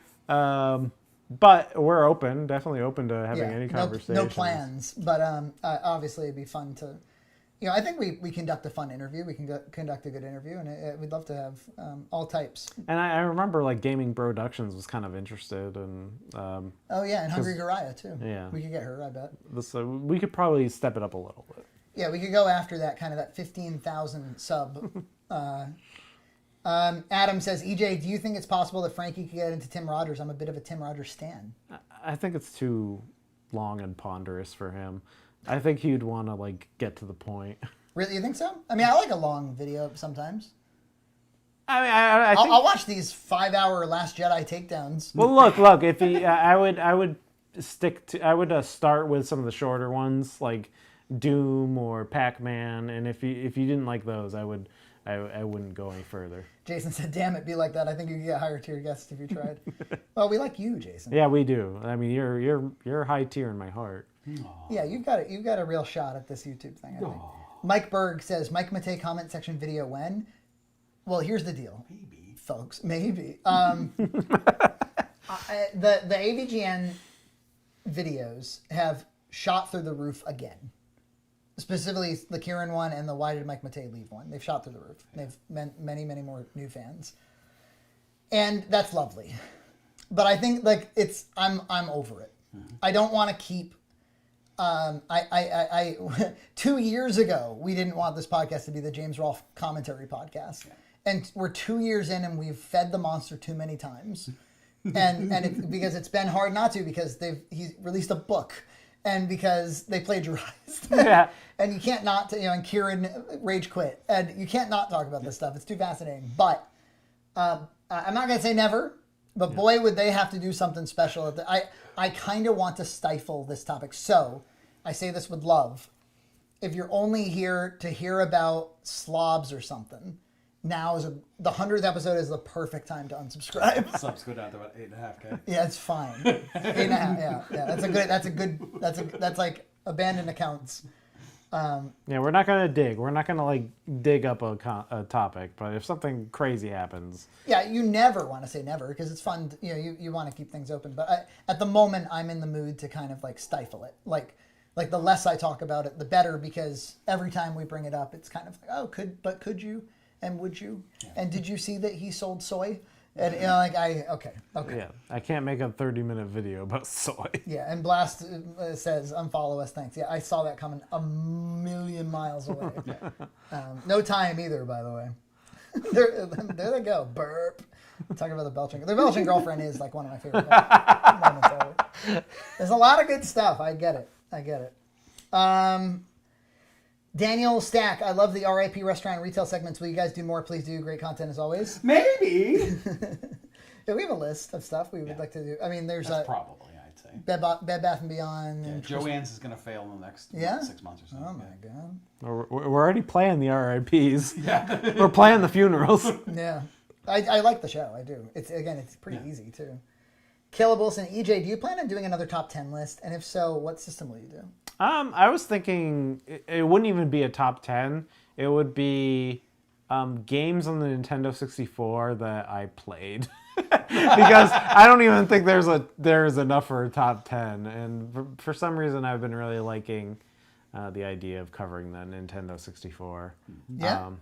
Yeah, I don't know. There's something in my DNA that's like resonating that I have to do it. But there will be more videos like that. I'm trying to think I'd love to see you do the Wii, because it sounds like the Wii was an important system to you. The Wii was an important system, so that it could be a toss-up between those, and I do have a top 10 for Wii.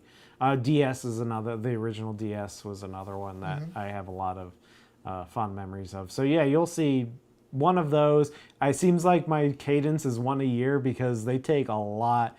Like I captured all the footage, and I have to like, I try to be thoughtful in my. I know somebody was like, "Oh, this is unstructured" or whatever, but it's like, go fuck yourself. It's like, what do you want, like the Watch Mojo or something? But follow us. I just watched the Completionists, SNES videos, and it was like number 7 is Mega Man X. I remember being a kid and picking this one up, and it was Mega Man, and I played it. And so I tried to be slightly more thoughtful than that, and I try to put some more meaning into it. So it takes a little longer for me to get in the mood to dig that deep. So usually one a year, I think, is going to be the cadence. Number 9 is Link to the Past. Super Mario World. Can you forget the first time you played Super Mario World? That you donned the yellow cape and hopped on a Yoshi and said dun dun dun dun dun dun dun dun dun dun. writes itself. Shut your fucking mouth, you YouTube piece of shit. Wow. Why am I clicking you?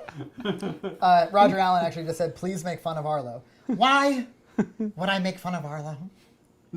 Why would I make fun of Arlo? All right, going back to some, we missed a few. Thanks for the laugh, fellas, from Roger Allen. Thank you, Roger. Have you been in touch, this is from Word Deuce, $5. Have you been in touch with any of the couple/divorcees from Till Death Do Us Part? If so, how are they? I don't think I've been in, well, I can tell you, one of the couples, the one that was talking about like he was like a project manager and they were like planning the wedding and stuff, and they got divorced, those people. Oh. I do wonder if there's a correlation between like the undue effort you put into the wedding and divorces. It almost seems like there's a relationship. Interesting. Like focused on the wrong thing. Yeah. Yeah, Kev Pez gave us $20 just now. He says, I gotta go for now, but much love to you all. Hey, thanks. love you too. Thank you so much. Evil Befall says, nice hat, Frankie, with a big laughy face. Yeah, good. All right, let's keep going. Dream Prophet on Patreon says, with it being Halloween season, what's an obscure Halloween favorite movie and what's a popular Halloween movie you can't stand? I actually wrote mine down. I don't know if I have one I can't stand, but I like to watch the Addams Family movies for Halloween. Nice. And also Edward Scissorhands. For Halloween. It's Christmassy, you know. Yeah. Oh, was it a Christmas question? No, I'm saying that Edward Scissorhands has a little bit of a Christmas thing. I know, but I still categorize it as a Fair nice enough. Halloween movie. Fair enough. Yeah, Tim Burton is like default like Halloween. Yeah. But I would say for like the Legend of Ichabod Crane, that Disney short. I used to love it as a kid, and I still it's still funny. Like I don't know, he's just like talking about he wants to marry this girl, and then he's thinking about how the father's rich and he's going to inherit that money. It's wonderful. It's a wonderful and whimsical. I think there's lots of horror movies I love and I always revisit, but there's two I want to call out. So everybody always says Trick or Treat, the kid with the bag on his head and stuff. That's a pretty great Halloween movie. But the one that I'm starting to think I don't think I can get through a year without watching this movie around Halloween time now. It's the WNUF Halloween special. Yeah, you were telling me about this one. I gotta check it out. You would love it. It's on my Plex. Okay. You would love it. It's got everything you need in a Halloween movie. It's got whenever my voice just gets a little bit hoarse, I feel like I'm about to. I'm gonna come. Don't come. Don't come. It's like structured to look like a broadcast from 1985. Yeah. And so it's like an hour of news, and then it goes into a Halloween special after the news. Yeah. And it cuts in like fake local commercials, and it's about like a guy, like a reporter is doing a thing on a haunted house, and the story kind of develops over time. The commercials start to kind of break down. It's wonderful art. I mean, truly, and just such a good relic and such a good vibe, and even scary at the end. And so it's just all around really, really fun. But I will just call out Disney just put up like a stop motion Mickey Mouse Trick or Treat thing, which for 6-year-olds, it was a real hit. It was 22 minutes. It's worth your time. You know what else I love? Every year, Goosebumps: The Haunted Mask, the first one. Oh yeah. I bought it on DVD. No, on VHS. Oh, that's awesome. As far as one I can't stand, I don't have any. I'm sure I have some. I mean, I don't go for horror in general, so anything horror, I guess. I don't really like mid-tier slasher movies from that were pumped out in the 90s and 2000s. Jason X. Yeah, like just stupidity. Yeah. I'd rather go for a Halloween vibe. I'm sure there's movies. Another horror movie I adore is It Follows, the one about I always said they should have called it ST Demon. Yep. No, that's good. Hocus Pocus 2 sucks, for example. Yeah, but you want to know who loves it? Oh. Gloria Joyfriend. Really? Gloria Joyfriend. The first one wasn't a great piece of film, but the second one's a real kind of stinker. Yeah. Well, look, this is the problem is kids and adults. Yeah. She found the first one too frightening. And Really? then the second one she thought was fine. Yeah. Although she wept when the witches, DIED'd at the end. Oh. She was like, wow. It was profoundly sad for her. Well, And that had an impact. Black Phone is a recent horror movie I liked. Black Phone was good. Frankie is secretly based.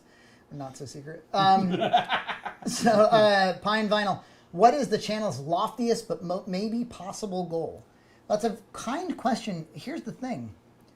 I've climbed a lot of mountains. Yeah, the goals are being achieved every day. We just achieved 10,000 on this channel. Yeah, I mean, yeah, more success would be the thing. But the content itself is like 4 feature films, 1 feature documentary, a book. $250K an episode. That'd be a nice. You know, I think when I see like somewhat popular podcasts on YouTube, it tends to be like 26,000 views per clip. That would be like a great. Yeah. I think that's in reach. Yeah. And that would be that would multiply our current success by a factor of 5 or 6 or so, and that could actually create a little career. But I don't know if I'd ever quit my day job. We'd have to be ridiculous. Yeah, it'd have to be ridiculous, and it would probably become more of a problem. Yeah, I'd be scared of what would happen next. It would be terrifying. Yeah. They would forever cite the period of time where we spoke about James Rolfe. These guys originally got famous. Got their start for bullying James Rolfe. Yeah. They'd be putting me up there with Boogie and shit. You with Boogie, Samuel Lewis, congrats on hitting the big 100, you guys. Love both channels. EJ, with Halloween just around the corner, will we finally see the fabled long cut of the Monster Rib song? I think you've heard most of it in that in the actual episode, because it plays most of it and I play the rest of it in the credits. But no, I don't have any plans for releasing the rest of it. No plans. But I'm gonna do more cooking videos. I'm thinking of doing another chicken video, because there's the way that I hang chicken over the coals. There's a way I've been doing it that I've been really enjoying, and I think I might do a video about it. I'm enjoying the stream. Yeah. How about you? Absolutely. We're great. We've been going for over 2 hours. I say we keep going until the questions stop. Yes. All right. All right. I know it's way past your bedtime. You're about to turn into a. I'm more concerned for EJ, because EJ has a half-hour teardown and then a couple 3-hour drive. I've prepared mentally and physically for this day. Very good. It's got nothing compared. Remember when we used to do the Halloween specials? Oh yeah. And we'd start early, like at dusk. Yeah. Or dawn rather. All night. We'd be shooting around this time. We'd be dumping footage in here. Yep. You'd be kicked up on the couch watching Simpsons. Those were the days. Samuel Lewis. Oh yeah, we already heard that one. Jeffrey Sorois. If you had to pick another subject besides box macaroni and cheese, what would it be? Well, I feel we have shopping, scavenger hunts, SNES, bagged trash, all things pop culture. Yeah.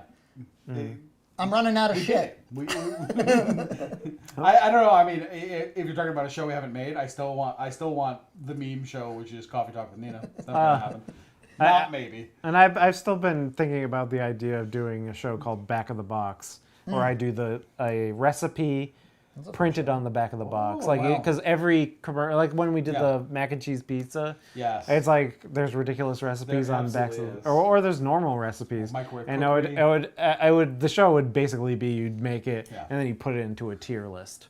That would be the show. I don't know if anybody would want to see that, but it would mostly focus on like commercial goods. I've been meaning to. I've had this stack of Fox Kids magazines for years now, and I want to make content with it. Not sure exactly when. Of course, I still need to I want to make feature-length documentaries about 10 pounds and about Sexually Frank. I would like to do a formal kind of release of the AVGN cut. I think that would be good. With Adam's notes. I wouldn't mind doing more podcasts with people who lost lots of weight. There's Jump Horse. We talked about that for a while. There's the Tour of Vermont, Anthony Paul, this is a joke question. Okay.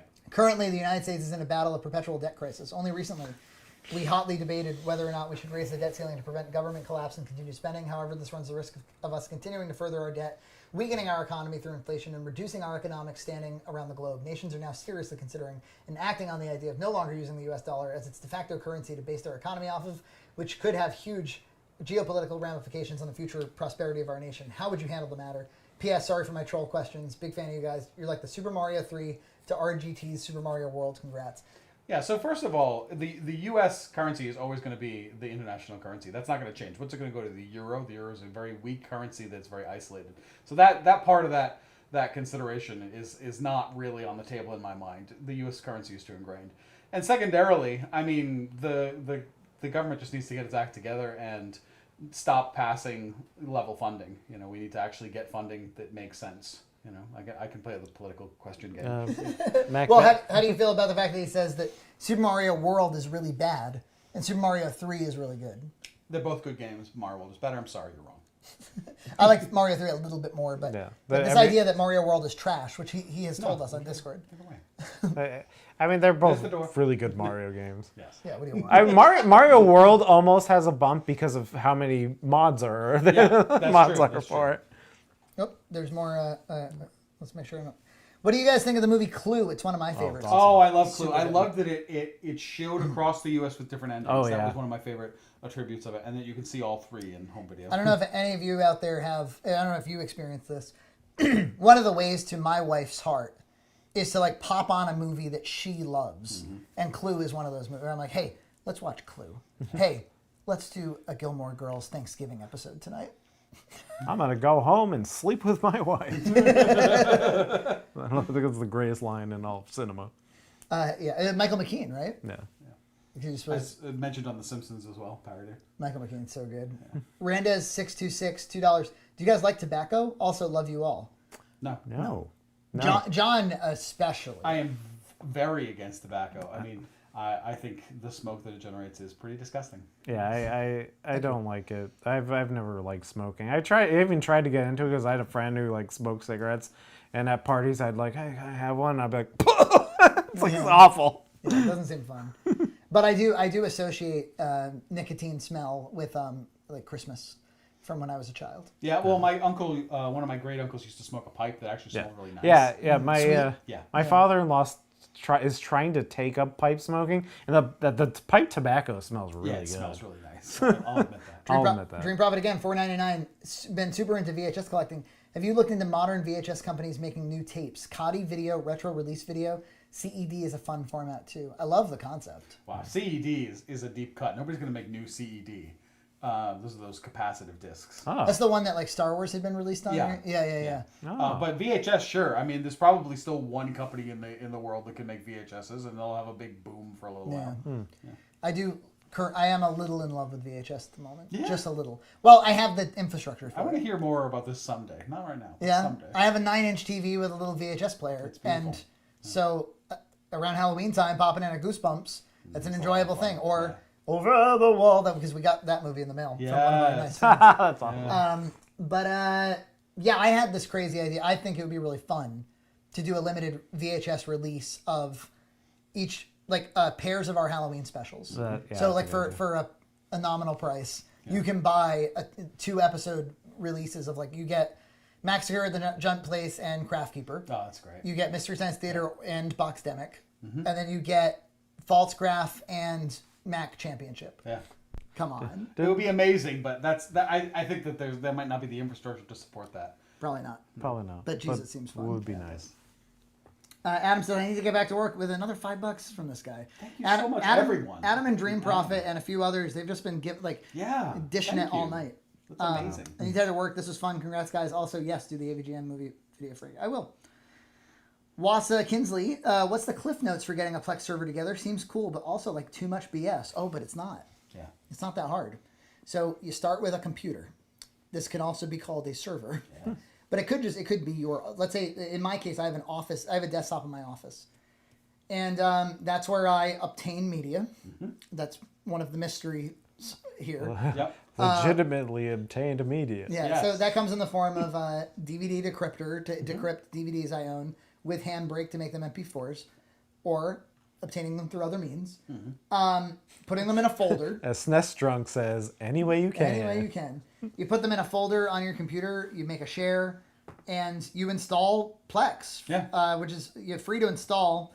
I think if you pay for a license, you can like host it over the internet. Yeah, you can watch on your phone from a hotel or on your computer from a hotel. I don't know if they still offer this, but it was $200 for a lifetime license, and I bought it. Yeah, they still have that option, but it's more now. Okay, I would do it. And then, it's just my movies and my TV shows and everything. And so I think that it's the alternative to DVD. Yeah. And I use it all the time and constantly. Yep, I have a big Plex library too. It's really that simple. It's not that hard. Like, you build little libraries, you point them to the folders on your computer. Like, it'll usually figure out what the media is itself. It doesn't need help from you, but the hard part is, somebody says it's just a program. Yeah. The hard part is obtaining the media, right? You have to ExpressVPN, Pirate Bay. That's my answer. Yeah. Wait. What? I think now the receivers. Oh, can you guys hear us? Did it die? Yeah. The battery's in the bedroom. I don't have any more over here. You'll have to get them for you. Whose receiver is it? It's yours. See, yours. Mine again. Yeah. Hang on, people. It's the other side. They're on my bed. The batteries? Yeah. There's a whole case of them. Echo bedroom on. Okay. I guess we should have had a pile of batteries. I thought 2 would be enough. Well, if we had fun, so we kept going. That's true. Here you go.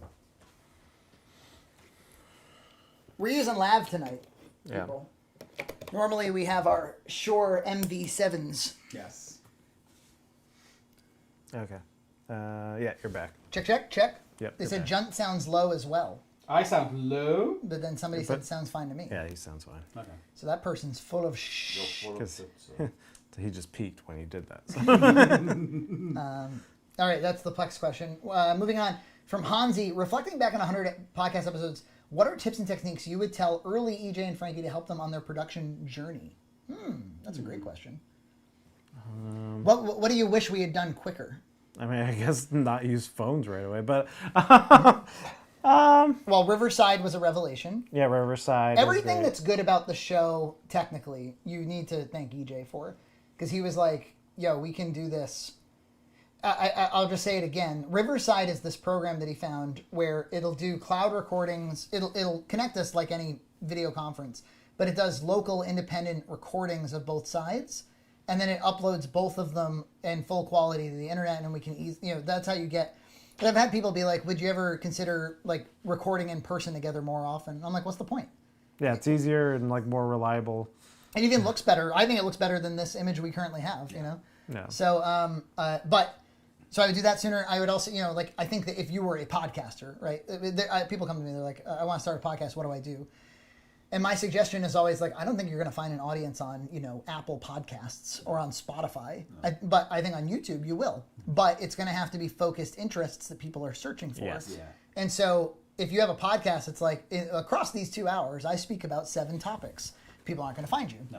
So you got to clip them. And you got to say, now if you like us, go watch the full. And that seems to have worked for us. Yeah. So yeah, if you do a long podcast, clip it with the topics. And make them topics that people would search for. Yeah. Or try to.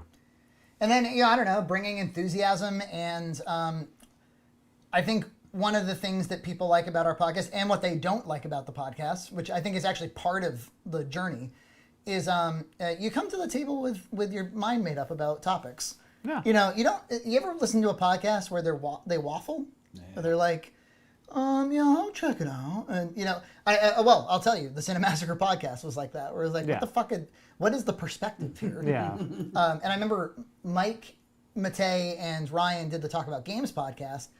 And honestly, like both of them, but even more so Mike, that you come to the table ready to be like, okay, I've been playing this game and I'm pissed off.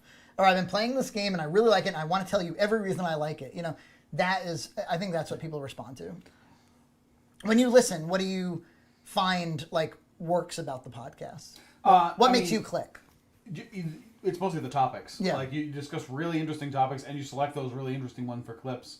And it's just that, like you said, having an opinion up front is incredibly important, I think. Yeah. It can't be overstated. Damien asks, feel free to avoid answering, but are there any news, commentary, politics, YouTube shows, and podcasts you watch regularly? I like the guys from Trigonometry. No, I don't watch any. Yeah. I don't watch politic stuff. I don't know if you guys do. I do. I'm going to not answer. Yeah. Because I don't know.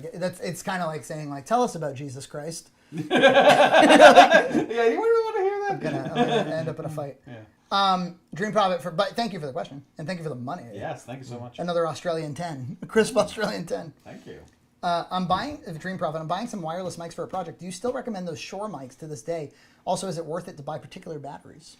Are you talking about wireless labs? These are Sennheisers? These are Sennheisers that we've been using for many years. Sexually Frank. Yeah, Sexually Frank, and they've stood the test of time really well. Isn't that funny that like in a world of planned obsolescence electronics. It seems that audio equipment, microphones, they don't innovate really. No, the innovation's done. It's over. And if you buy really good stuff, Yeah. unless you break it, it's going to last. Probably. These have become very expensive now, though, so I'm not sure I can recommend them as much. Yeah, There's a they're lot of pretty cheaper expensive. options. They're pretty expensive, but they're reliable and they're workhorses. Matt Deigel, would you order more BoxMac hats? I want to buy one. You know the challenge here, I assume. I talked about it on the Kite Festival one, which is these are really nice hats, but they I think to order, so like you have to order like 25 of them in one hit. And I think they're like $40 a hat or something like that at cost at Custom Ink. And so I put up thousands and then I sell them at a rate that like maybe you wouldn't want to pay them at. So the economics of it is not great. You could do a Kickstarter. You could do a Kickstarter. You could do like pre-orders, like let pre-orders run for, like, which I suppose is kind of like a Kickstarter. Yeah. Let pre-orders run for like 6 months, and then when you get to the Yeah, exactly. I think that's the best way to do it if That's you ever true. wanted to again. or you could do a vote first, like what rare merch do you want to have a revitalization of? Yeah, I'd like a new those hoodies we got were so good. I And really love the hat I and blew embroidered them hat. out. I would redo I would just have the website logo be on the back instead of the that kind of janky logo. Oh, that's true. James, when is the tour of Vermont gonna happen?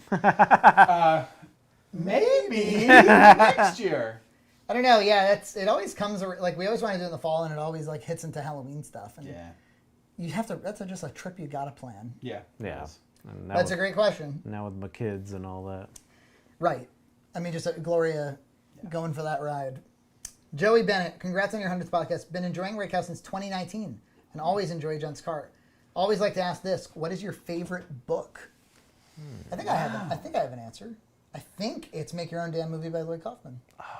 That's a really good answer. Yeah. That was a good I have a bunch. I read a lot of fantasy, and I have a few fantasy series I really like. I like Bryan Sanderson's Words of Radiance series. I really like the Red Rising series. I could go on and on about The Strange the Dreamers, another favorite book of mine. I have a lot of books that I really love. Anything by Pratchett, so much stuff. Yeah. I mean, Storm of Swords by George R. R. Martin. Wish he'd finished that damn series. Well, we just reached the end of the Patreon one. We just reached the end of the super chats, it would seem. Yeah, I've been going for 2.5 hours. We've been going for 2.5 hours. Yeah. Does anyone else have anything for the good and welfare? Can Frankie say surrounded by shitty games, please? Sure. Oh, curse at me. Why so many shitty games? There. All right. What were they thinking? Would you all consider doing live show Red Cow Palooza 2024? I've always dreamt of it. That'd be really cool, but I don't think we could get our audience in like a place. Yeah. Yeah. It'd be like 13 people in the Zigterian in New Bedford. I think we could figure out something with a meetup someday. We just have to. We tried that once. We before. tried it in like 2016. One person came. Yeah. And it was fun. It was a fun lunch. I think We took a guy, the three of us took a guy out to Fire and Ice. Yeah, which is long. But I think more people would show up, obviously, now. Yeah. Who would show up to a live show? Anybody, like show of hands. Not a live show, but it could just be like a meetup, you know? Oh, that's right. Sorry, that's what I mean. Like let's all go to Chuck E. Cheese. Yeah, sure. Or rather, I've never David set foot there again. Buster. They got rid of the animatronics. Frankie is just like the Pee-wee pull string doll. Any other questions, John Hunt? I'm making a government-funded movie. I never recorded anything in my life. Give me tips. That's like saying, like, hey, I'm about to program software. I've never done it before. Help! Start with the camera. Yeah, learn to use it. Yeah, go make a movie and be horrible at it. Yeah. And then Stumble through it. And then iterate. And show it to people who love you enough to watch it and tell you what they thought of it. Jen just described my bookshelves. Great taste in fantasy. I'm a big Ryan fan, by the way. Let's do it, says Anthony Paul. Only one state away. Jason Graves, depends how much notice. Oh, shut the fuck up, Jason. Well, I gotta check my schedule. It's like in Wet Hot American Summer when they're like, could we all meet up 10 years from now? Yeah. And they're like, oh, I'm kind of busy. Can we do 8:30? Round one arcade. Yeah, see, that would be the kind of place. Yeah. There's finite time. There's less time each year. Oh my God, with the fucking James Rolfe, they cannot stop. They cannot stop. They can't help themselves. You can't help yourselves. Christopher, $5. What are your day jobs? I lead an IT department. I'm a communications consultant. I make videos for insurance agents on the field. I design test systems for industrial printers. That's great. Yeah, I'd go to asked. Dave & Buster's. If you guys tied it into a panel at a convention, it could work. Yeah, that's true. Heated pool and bar. Were the decorations for the Red Cow about shoot specifically, or would John decorate anyway? No, John would not decorate. No. Matt did this, and he did it for no views, as a matter of fact. Yes. We just left it up Yeah. because we knew we were doing the stream, because we did the no views right here. Right here. We've been here before. Yes. Yeah. Several times. I liked it. Will you be starting a band? Well, no. No. But we have, this is a Rex Viper question, but to take the question slightly more seriously, you and I have written music and played music We have, together. not in a Yeah. long time now. But Yeah. There's a song online you can listen to called Try As I Might, I Still Don't Love It You, was a great song. which is quite funny. You guys ever watched John's Arcade? Nope. Maybe. Making Cinemassacre truth jokes was wrong then and it's wrong now. Jesus Christ. Ever watched the Cradle Drinker movie reviews? Yes, we've seen them. Congrats and all that. Dream Prophet, we've been doing it. That's a deep cut. That's Aaron. That is a good cut. Guys, I think that's it. I think We've come to the end. I don't want to say goodbye, No, this has been such fun. It's been incredible, actually. right? Yeah, man. And I don't even know, is there a way? What does the fishing with the Notary Public pillow mean? Go. Okay, so Notary Public is someone you consult when you need something honest. So the idea is you don't want to go fishing with them because you're going to lie about the size of the fish and they're going to force you to tell the truth. It's a real grandpa pillow. I got it at Building 19 in about 2010, I think. Wow, it's more recent than I thought. Yeah. That looks older. The Discord channel is only for patrons? Yes, it is. It wasn't originally. It was actually, it started before, like a minute before the James Rolfe thing came out. And it was really kind of for legacy fans and stuff. And it was focused around fitness and health because I had just done the weight loss video. And then it blew up into something altogether different and maybe less ideal. But you know, there's a special place for Bimmy talk in there. But so for that reason, we've decided to create a barrier of entry.